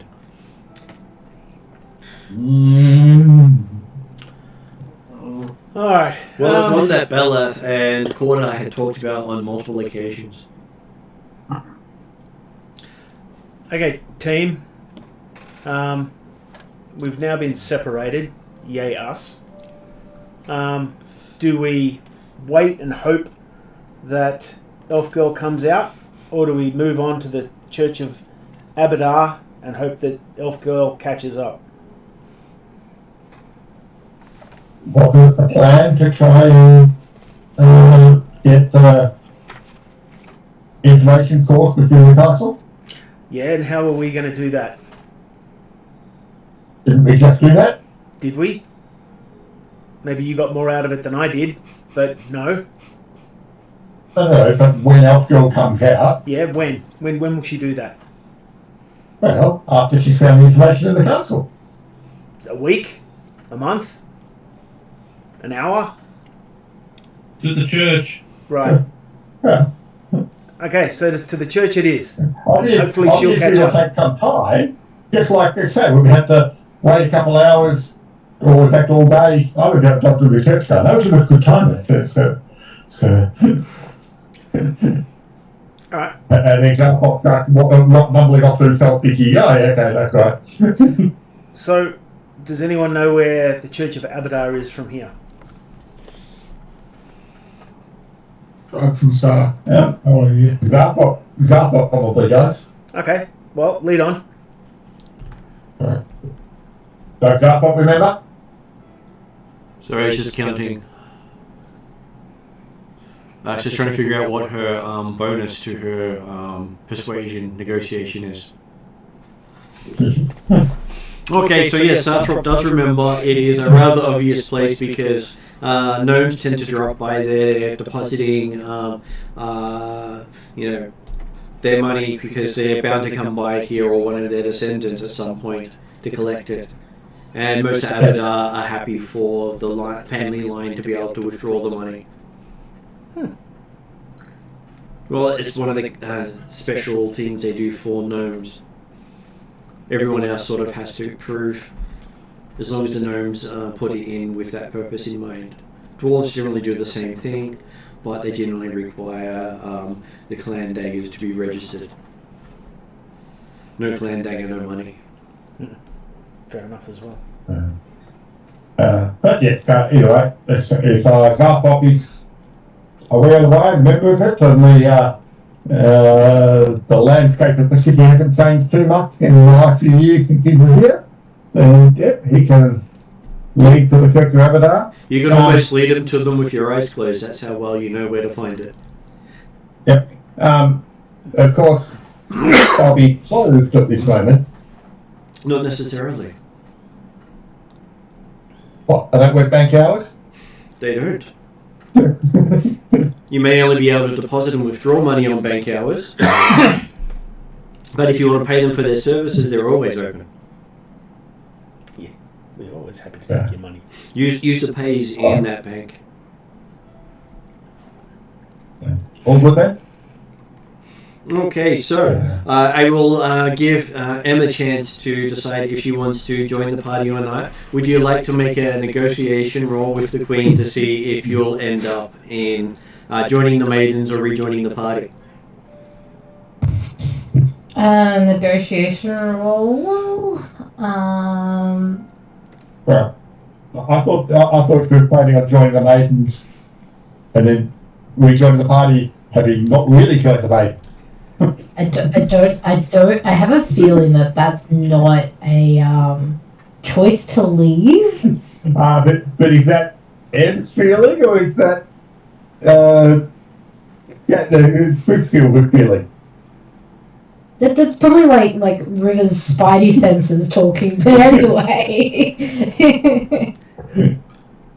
So, would you like to negotiate against her?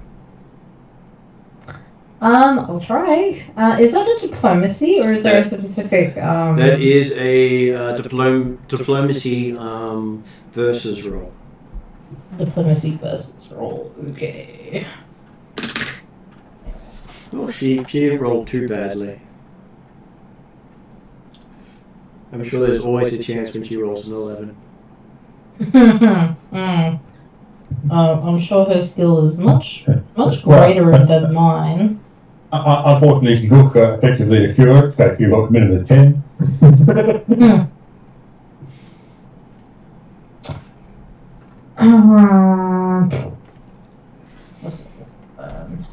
29?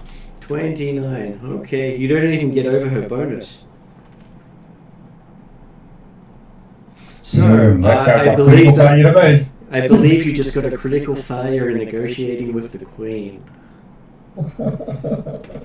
Because she got a 45 on her roll. Fuck me. Holy moly! I had to look it up and confirm. On an 11? Yes. Plus 34. Even with a net 20, I would have only got like 31. It would have been an upgraded check, meaning you would have turned a critical failure into a failure. So a natural 20 would have gotten you out of trouble. True, yeah. Oh yes, you have found your queen. You kept calling her your queen. You found her. Apparently. And you wonder why all these mages are so willing to do everything for this person. You just found out why. She's that charismatic. I mean, like charismatic, but I'm not shabby in that respect either. She's got a plus 13. Pardon? Her charisma is plus 13. Yeah, but I was about to say, not clean level of charismatic.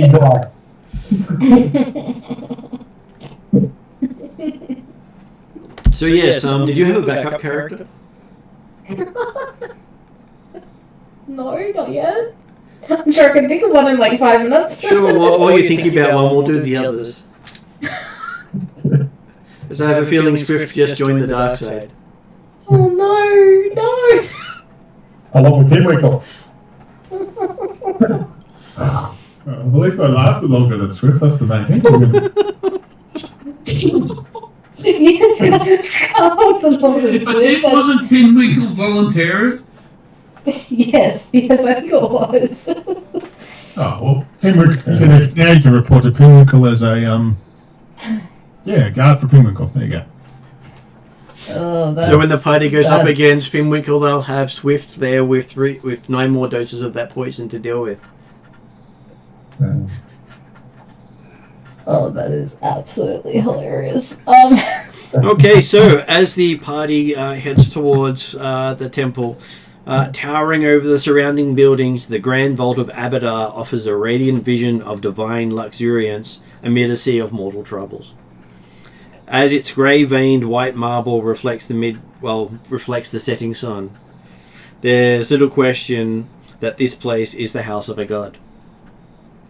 Yet a deity of law, the steep stairs and ramps leading up to the temple's great bronze doors offer a strangely discordant scene. Dozens of citizens, mostly of the working class, although the silks of a few merchants show through the crowd, throng the entry, scarcely being held back by a group of gold-armoured Abadarian clerics, all seem intent on gaining entry to the temple.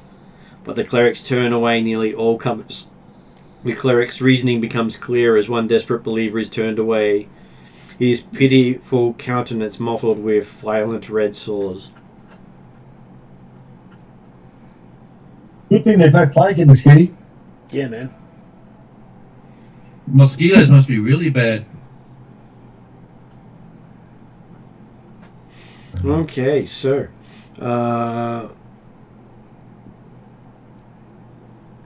as you're heading towards it, you realize that between you and the temple are these people. We should, if we can, avoid passing through the plague-infected populace of this city. And the entire group are all the plague-infected are male. A male? Mm-hmm. Well, that's convenient, isn't it?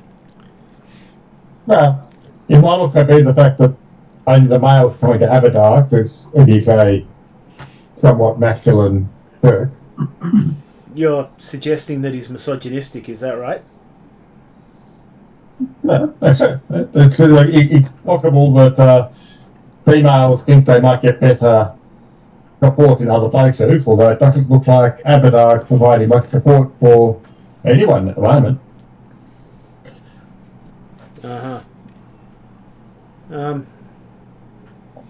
I guess maybe they quite ask for help.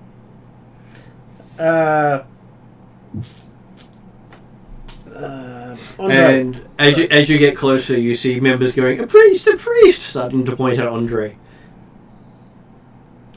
Andre, is there a back way into this place? Do you know? Oh, religious person that you are? Wrong church. No, religious person that you are, person who has knowledge of all religions, i.e. the skill. Does this place have a back door? He does. And you hear people muttering quite loudly, a priest, let's go for Pharasma. Pharasma's here. Is Garthop aware of the layout of the Temple of Abadar in Korvosa? There are many entrances, just that of night only the front entrance is open. Yeah. And you're at a point where they would have locked up all the other entrances. We need to leave. Yeah. Okay. Well, but tell us that Garthop's happy to. Well, yeah, there's multiple doors, but yeah, just get anyone already open. Okay, we need to leave. As you are talking, you can hear people on the other side coming up the street. We need to leave, or the priest gets raped. Is the priest up for being raped? Does he like being raped by mobs of people? Then we should leave. Well, the fact that they're willing to, depending on if their life is, if it's their time. As long as there's a safe word, it's not rape. Okay. Do I feel that our dear priest is not listening to us? Basically. That's completely up to you. I turn him away. Where does that... It's the true IT looking to the leader and picking up people that aren't moving. Oh, exactly, 100%. I just give a look to Willie. Willie gives me a look back. Let's go. If the priest wants to stand here and get raped, he can stand here and get raped. Okay, it's going to be an athletics check for those who wish to run because you're at the point of running or being swarmed. Basically, I gave you the equivalent of 1 round to do what you wanted with the people going priest, and they were so desperate they would swarm you in seconds. Yep. And we fucked around and continued to fuck around. Okay, so characters get to make an athletics check. Cool. I got a 28 upgraded. Mm-hmm. So the Pharasma is hoofing it. Takes his time before he starts doing it. Can Garthop go for acrobatics? Sneaking between legs and creatures? You're small, yes, you don't have your dog with you, so I'll allow it. You don't look like a priest. Sorry, what was that, Jeremy? 27. 27. Okay, yes, you have no problems moving between their legs. What about Scar, who is left holding what was the priest's plague mask? I got a 32, man. Yeah. You got a 32. Okay, so yes, you run with plague mask in hand, and people are pointing at you going, priest! What's the chance? If I get a chance, I'm not going to tie it around somebody's neck, but I haven't got that chance yet, so yeah. What's the chance I'm going to roll a 1? Let's find out. Honestly. No. 31. 31. Okay, so yes, everyone manages to get out of there. We turn to Parry and see, what did Parry get? 17. Okay, so Parry takes his time. Yeah, he does the pose. And you turn around and you can't see him.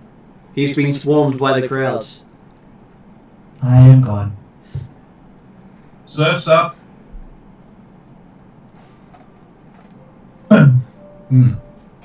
Do you go back?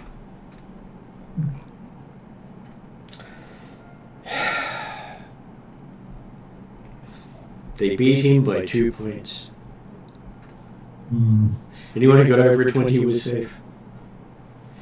Oh, they beat me by 3 then. No, they rolled a 19. Yeah, you 20 or more. I only bothered rolling because someone got under 20. Can I just throw the whatever got in my hand to who's closest and go back and get Parry? You can. I'll do that. Cool, I can get my mask back. I don't throw it at you, I'll throw it on at you. Yeah.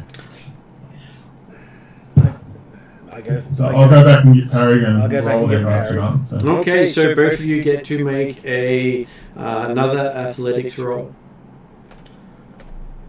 Fuck.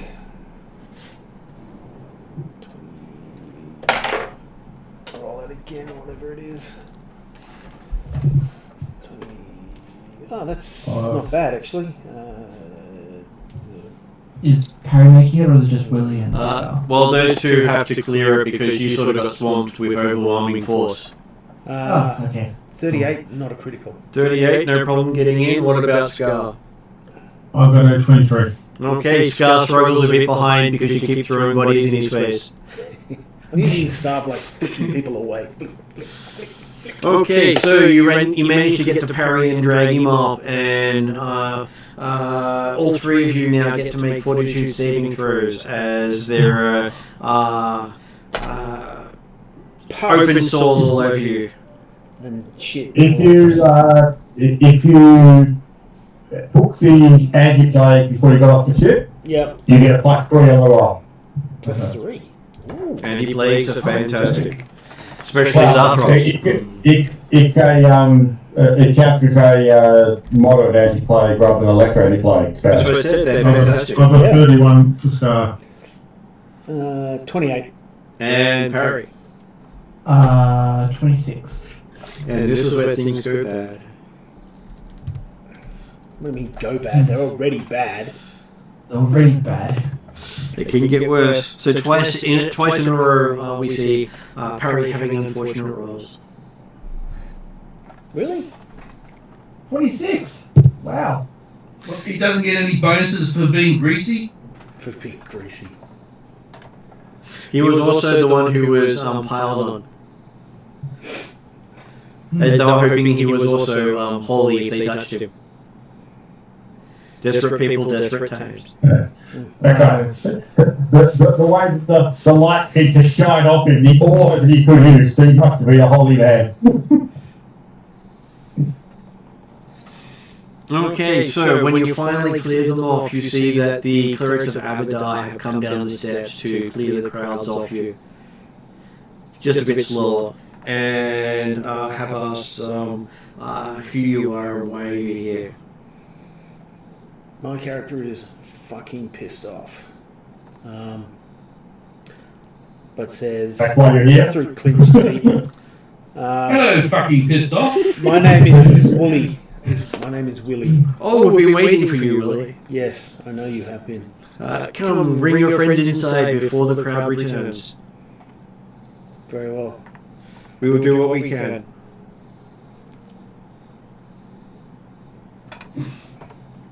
Okay, so you find yourself taken in through the front doors.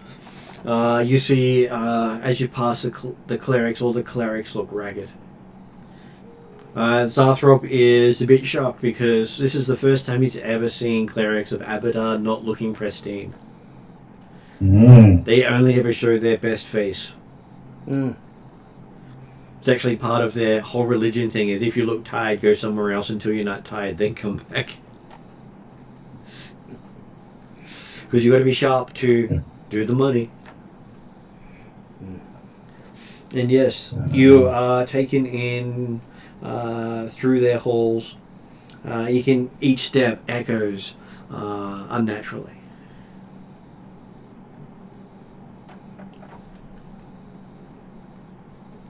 Then you're brought into one of the meeting rooms with white leather couches. I don't know. That's Martin. Yep. So Harry looks like he's been infected.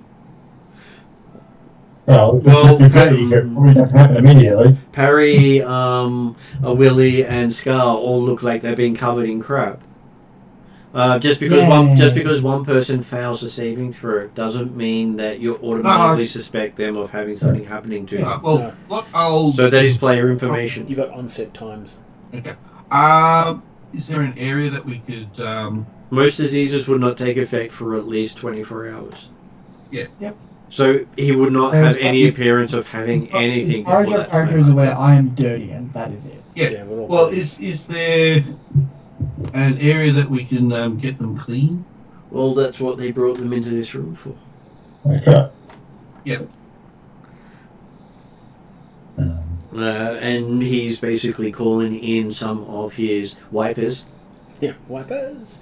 As you see some younger teenage servants coming in with the Abaddon necklace.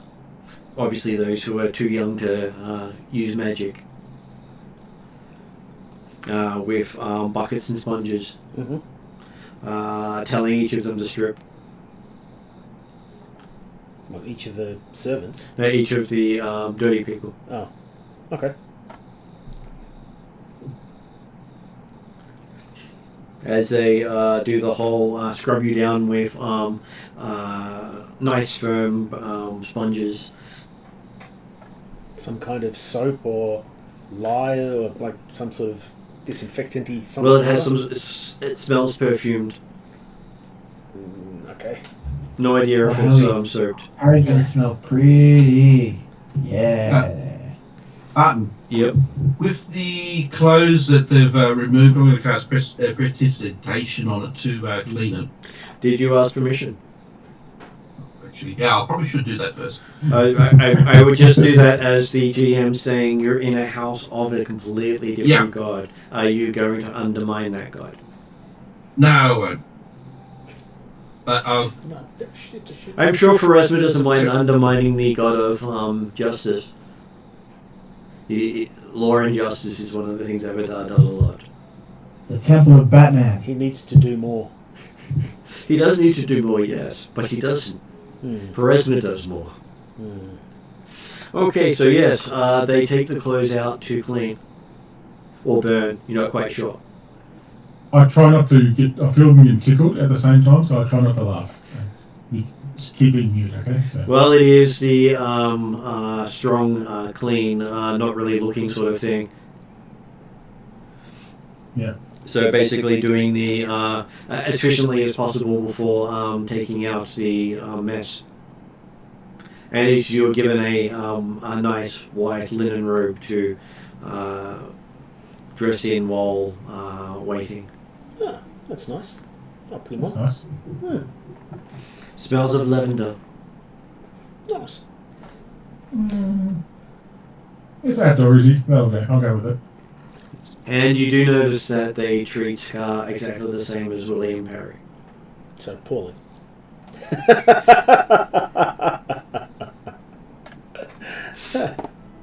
Well, it's not like they use magic to solve all your ills.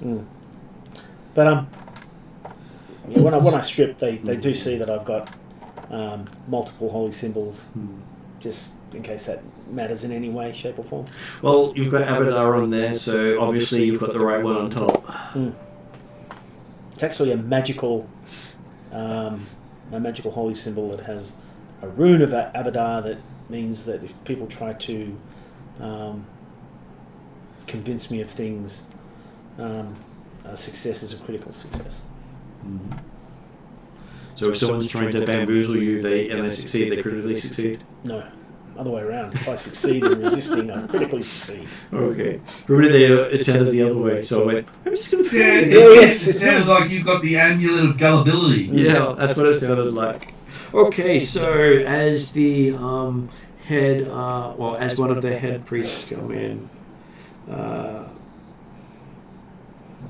let's see if I've got a description for him. He says his name is Ishani.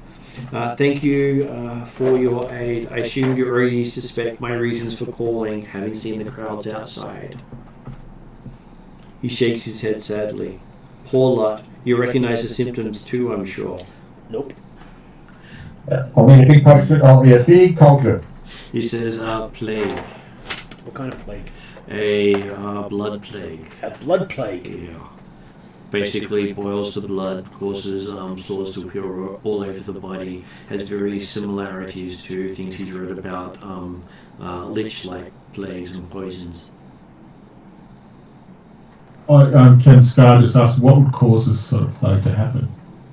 Well, normally it would be, he would say, failing in your religious devotion. But in this case, I don't think that matters. He had hoped that someone he had been investigating earlier in the week was the only person affected, but it seems that it has spread far beyond her. He's concerned for the city, but also for his fellow priests. The morning after his first visit to the Saldodo home, he came to the temple to hear that 3 of his brothers awoke with similar symptoms. So even priests of Abadar are falling for this plague. Although they have already been... Presumably, they were not lax in their religious duties. Yes, and although he'd already been healed, he spoke to each, and aside from their usual duties in the temple, none of them had any dealings with any who were ill. Later into the day, more of his fellow priests, acolytes, guards, vault keepers developed symptoms, and folk from throughout the city began arriving in search of healing. It's been more than a little bit frightening. They call the sickness blood beer, an apt enough name, he supposes. Were all of your priests that caught this disease male? They were both male and female. Really? Most of the patients we're treating have come from North Point and Old Korvosa. The disease seems to spread faster through the lower classes. Though we here at the temple can heal some of the ill, he dreads that the transmission of the disease will soon outpace their resources. The only way to stem the growing infection is to involve the entire city. We need to organize. We need to call upon the faiths of Sarenrae, Pharasma, and even Asmodeus to face this attack. Oh, and also your benefactor as well, if he's willing.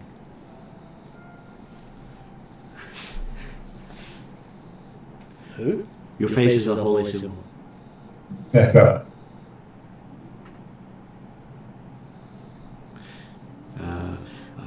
I believe he calls himself Lord Hank. Oh, you mean a Hank? Yes. Archbank Tuttle and several of his assistants are out pursuing alliances with the other faiths, but even that won't be enough. We need to involve the Korvosan Guard and the Queen's new agents, the Grey Maidens, at the very least. That's where you come in. For a number of desperate souls growing, it's not particularly safe for a priest to walk these streets. I hear you have a good relationship with Field Marshal Cressida Croft, or at least the Pathfinders do. Perhaps you would be willing. You would have heard from reading the stories for Cordar, but yes, the report from Cordar said that they had been dealing with the field marshal. So perhaps you would be willing to escort me to Citadel Volshiek for an introduction. So would you be willing to take the priest across the city? Escort missions suck. He says yes they do, that's why he hates asking. He doesn't care if he's carried by your burly friend. I don't see we've got a choice. Does anyone have any reasoned objections to doing this? But I suggest that he not wear the priestly robe Yes, that would. and display Abadar symbol. He is happy to replace that with standard street garb. Yes, that would be a given. But does anyone have a problem with doing the escort mission? I think it's honourable, and I'm happy to do it. We were sent here to help the Kirk, were we not? Exactly. So I'll take that as a no. Very well. None of my compatriots have an issue with doing this, so looks like it's going to happen. And if any wish it, he can procure each of them a symbol of Abadar if they wish to pray to him at some time in the future. I'll leave that to them. Especially that for Asma Priest, I'm sure he could do with an extra ear to talk to. But you've already confirmed that Aether Abadar does not necessarily protect you from the plague. Yes, but he's a good listener. I can drop a large Those section charisma. medicine for you. He would love it if you could whip up a batch of any form of medicine. Whether it works or not, it may make some of those who drink it just feel better.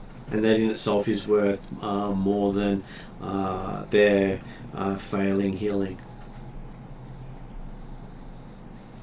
You can only heal while you've still got power left, he says. So, as he's looking at heading out at first light, does your Pharasma Priest have any healing available? Can he remove disease? I do have Friends of Fiction, but I've only got limited casting of that. How many? I do also. How many times did you prepare it for today? I've only prepared it twice. The other was just spell magic. Says, well, he's sure he could use some of that and any curing you may have on hand.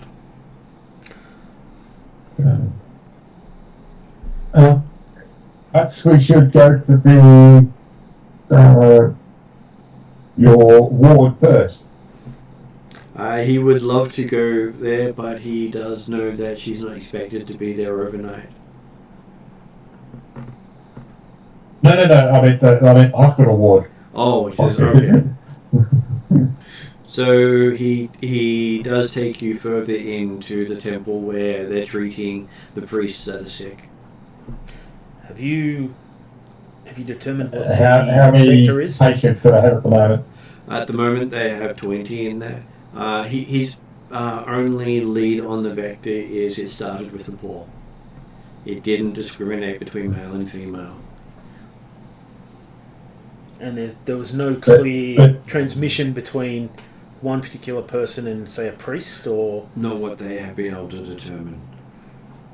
But didn't he say that a number of the Kirk and Abadar got sick even without being involved with the healing of the sick? That's why he said he can't determine what the vector is. If he could have traced it as contact, then he would have said he believes that touch. It could be airborne, it could be waterborne, But if it you could be in food. the pork water, if the church members were being influenced, or were they members who actually came from the pork water? The worst outbreaks are in the pork waters, he says. It says it could literally be had started on the docks and it just spread in the pork waters because whatever reason it transmits better there. He wished he knew better as to what's causing it, but everything is about it's a blood-borne disease. so fleas, rats. Maybe, he says, he's not an expert on animals. If you asked him about stock market spreadsheets and how much how to make money, how to make money, he could answer you without 401ks. even thinking. He knows all about ancestral wills and living wills and working your will to continue after death. Because not many people think about that part. No. And some marriages will last beyond death, like yours. Apparently, you don't have a death till you part clause in your will. Or marriage, you should say. He can tell by just looking at you. You look like you've had one of the...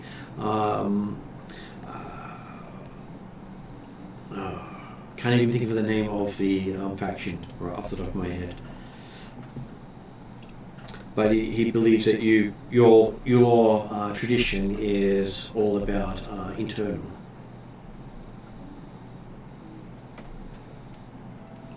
So death does not break up your marriage.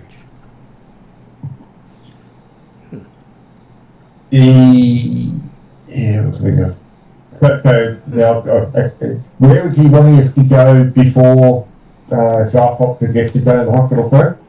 He wanted to be escorted to Citadel. To the Citadel to meet the Field Marshal. That's right. Yes. Yep. Zarpop would suggest, like I say, he volunteers to stay at the hospital and administer. He's got one anti-plague that will be effective, like +3 bonus on a saving throw for the next 24 hours for the person who gets it, or in fact actually until his next daily preparation, so actually 12 hours. And he's also got a couple elixirs of life, so it will at least give some extra hit points back if there's a couple of hit point damage at all. They're going to be to help the wounded, the sick. It does relieve their pain a little bit, getting back some of their hit points. Okay, because then he can actually turn his versatile vials, of which you can have 7 at a time, and technically regain them a couple every 10 minutes or so, to create more healing potions. You can't do any more. You can't do anti-plague because the effect only lasts for 10 minutes. But hey, if you're talking healing, after 10 minutes, it's already healed or it's not healed. So. Okay, so yes, you do manage to make a lot of them feel better, but you don't cure the plague on them. No, that's right. But the point being that if the party was going to go off to or escort the priest to the field marshal, Zarpop would suggest that he stay here and he can apply his medical skills.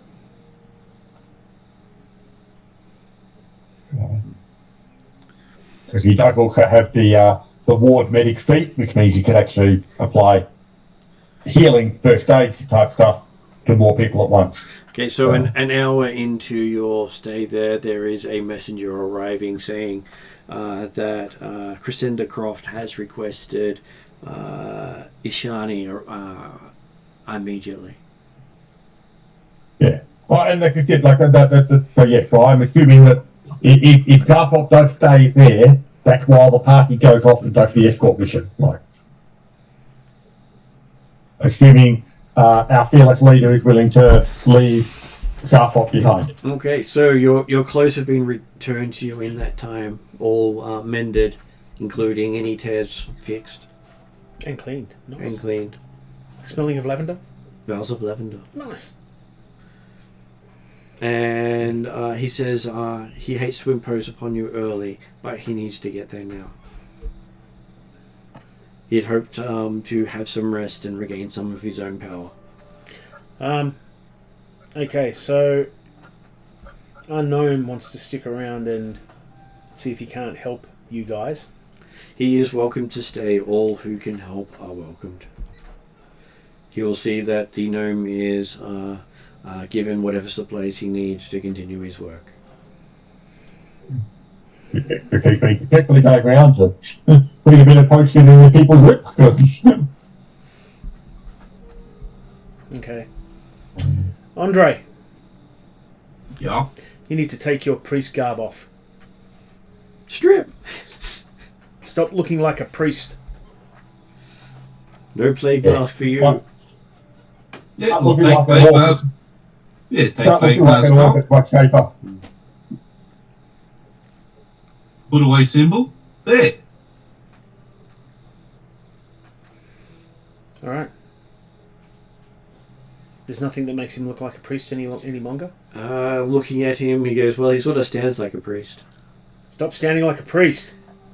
Okay, I get there. I'll carry the halberd instead of on my back normally. All right. So everybody's ready to go? Okay, so you see Shiny get a big box of stuff. He says he does say Cressidas did say that she was expecting some of the Queen's physicians to arrive at the guardhouse, and she wanted a more trusted view of what was happening. So keep your eyes open when we get there. Yes, I don't trust the Queen. Don't say that out loud, please. Sure. He doesn't know who else is listening and reporting. Alright, But he pats you on the shoulder and nods in sympathy. let's go. Okay, so he does put his hand on Scar and follow Scar with an understanding that most people won't look who's holding onto an orc. Am I going to set through? From Ashani's perspective, you can make him invisible just by walking in front of him. Okay, Most people won't look behind an orc. I'll do that. So he says it's also one of the safest ways to travel through the city. He knows, he's done it many times. Okay. Okay. And as you travel across the city itself, you do see there are some dead in the streets. There are some pyres going with people being burnt in crossroads. That was the black smoke. All the black smoke are people. Mm. And as you finally make it to Citadel Volsnek, you see the sorry, I was trying to get the name of the Korvosan guard waving you forward quickly and saying that if you want to catch the Queen's physicians, you need to hurry. Basically, they've been expecting you. Okay. The echoes of forcefully spoken but unintelligible words resounds off the impounding granite and ironworks of Citadel Volsnek's outer curtain. Dozens of red and silver armoured guards stand in assembly upon a pitted stone, mustering ground here, muttering in hushed, sombre tones. Before them, atop of a weathered wooden platform, faces Field Marshal Croft. Her eyebrows arch sternly as she momentarily tolerates the crowd's murmurs. Behind her, upon the scaffold, stands 3 grizzled veteran guards at attention, as well as an ominous-looking group. These newcomers wear cowled robes of oily-looking leather, supple gloves, and wide black hats. Some grip heavy canes, others dark satchels. Each of them, though, wears a dark-goggled mask tapering in a pointed beak, a plague mask. Plague mask, yeah. Among them stand 2 others. The first is a middle-aged gentleman in a simple black overcoat with streaks of white racing the sides of his short dark hair. He watches the gathering guards with a soft concerned expression, his hands tightly clasping a heavy-looking doctor's case. The second figure is an imposing one. Indeed, one of the Queen's new Grey maidens, clad in her resplendent plate armour and crimson plumes. The Field Marshal's fierce tones cut through the rumble and whispers as he addresses her gathered guards. You will escort Dr. Davaros and his physicians in their royal duties, wherever they may take them. Furthermore, you are to consider orders from any of the Queen's Grey Maidens to be as binding as those of any superior officer in the Korvosan Guard. You are the Korvosan Guard. You will not balk. These are dire times, and your city needs these healers. Your city needs you. Your patrol leaders have your assignments. Dismissed. As the crowds start to break up.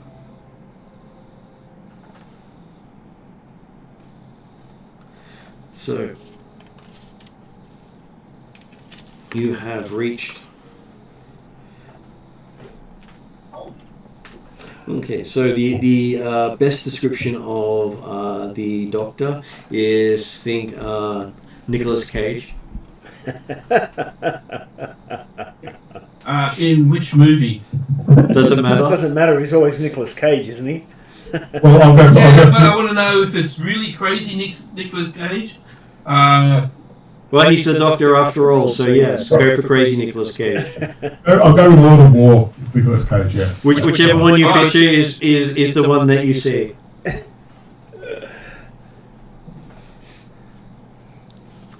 Okay, so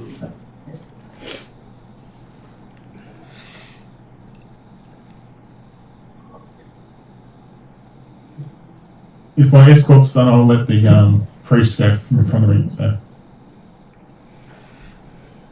okay, so you see that You're Ishan. you're supposed to take the priest to actually see Goth. So Ishani When he introduced it. tries to speak to Dr. Devarius, or Nick Cage as he may be, and he seems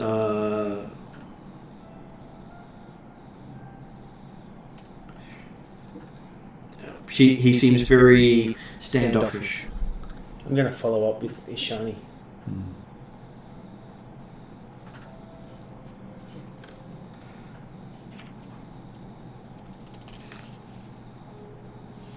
Okay, So what is Ishani asking him? He's asking him, what does he know of the plague? Has he got any suspicions? Does he have any remedies or anything that spreads it, or Any knowledge whatsoever? Any knowledge whatsoever. And so you do see that a lot of the guards have been handed flyers, and one just happens to end up in your hands. Yep. Saying, "Attention! By decree of Her Royal Majesty, the Radiant Queen Iliwasa, all citizens and members of the Korvosan Guard are to aid and admit the newly established Queen's physicians in this time of urgency. These royal agents will extend healing to those who are ill and organize defense against the spreading affliction known as blood veal. They are to be allowed access to any home or building they deem necessary in the course of their duties. All those suffering from the disease or disorder are to submit themselves to the physician for treatment. To aid in the duties of the Queen's physicians, know that the Order of Grey Maidens shall also provide military support as needed. The maidens answer directly to the Crimson Throne and will be called upon as necessary to augment and strengthen the peace where the city guards will not suffice. Impeding or distracting the Queen's physicians or the Grey Maidens in pursuit of their duties is punishable by imprisonment. Impersonating one of the Queen's physicians or Grey Maidens is punishable by death. Knowingly harbouring or hiding the infected is punishable by death. Purposely spreading the blood veal is punishable by torture, then death. The Queen's physicians will be making rounds of every city district henceforth until Her Majesty deems this misfortune has abated." And as you see the liberty of Korvosa going out with that proclamation, we have credits rolling. And you've just walked into basically a lockdown. So, would you like to add anything before we go to end credits on that one? The fucking Queen is spreading this shit, I'm sure of it. Okay, so we shall go to end credits.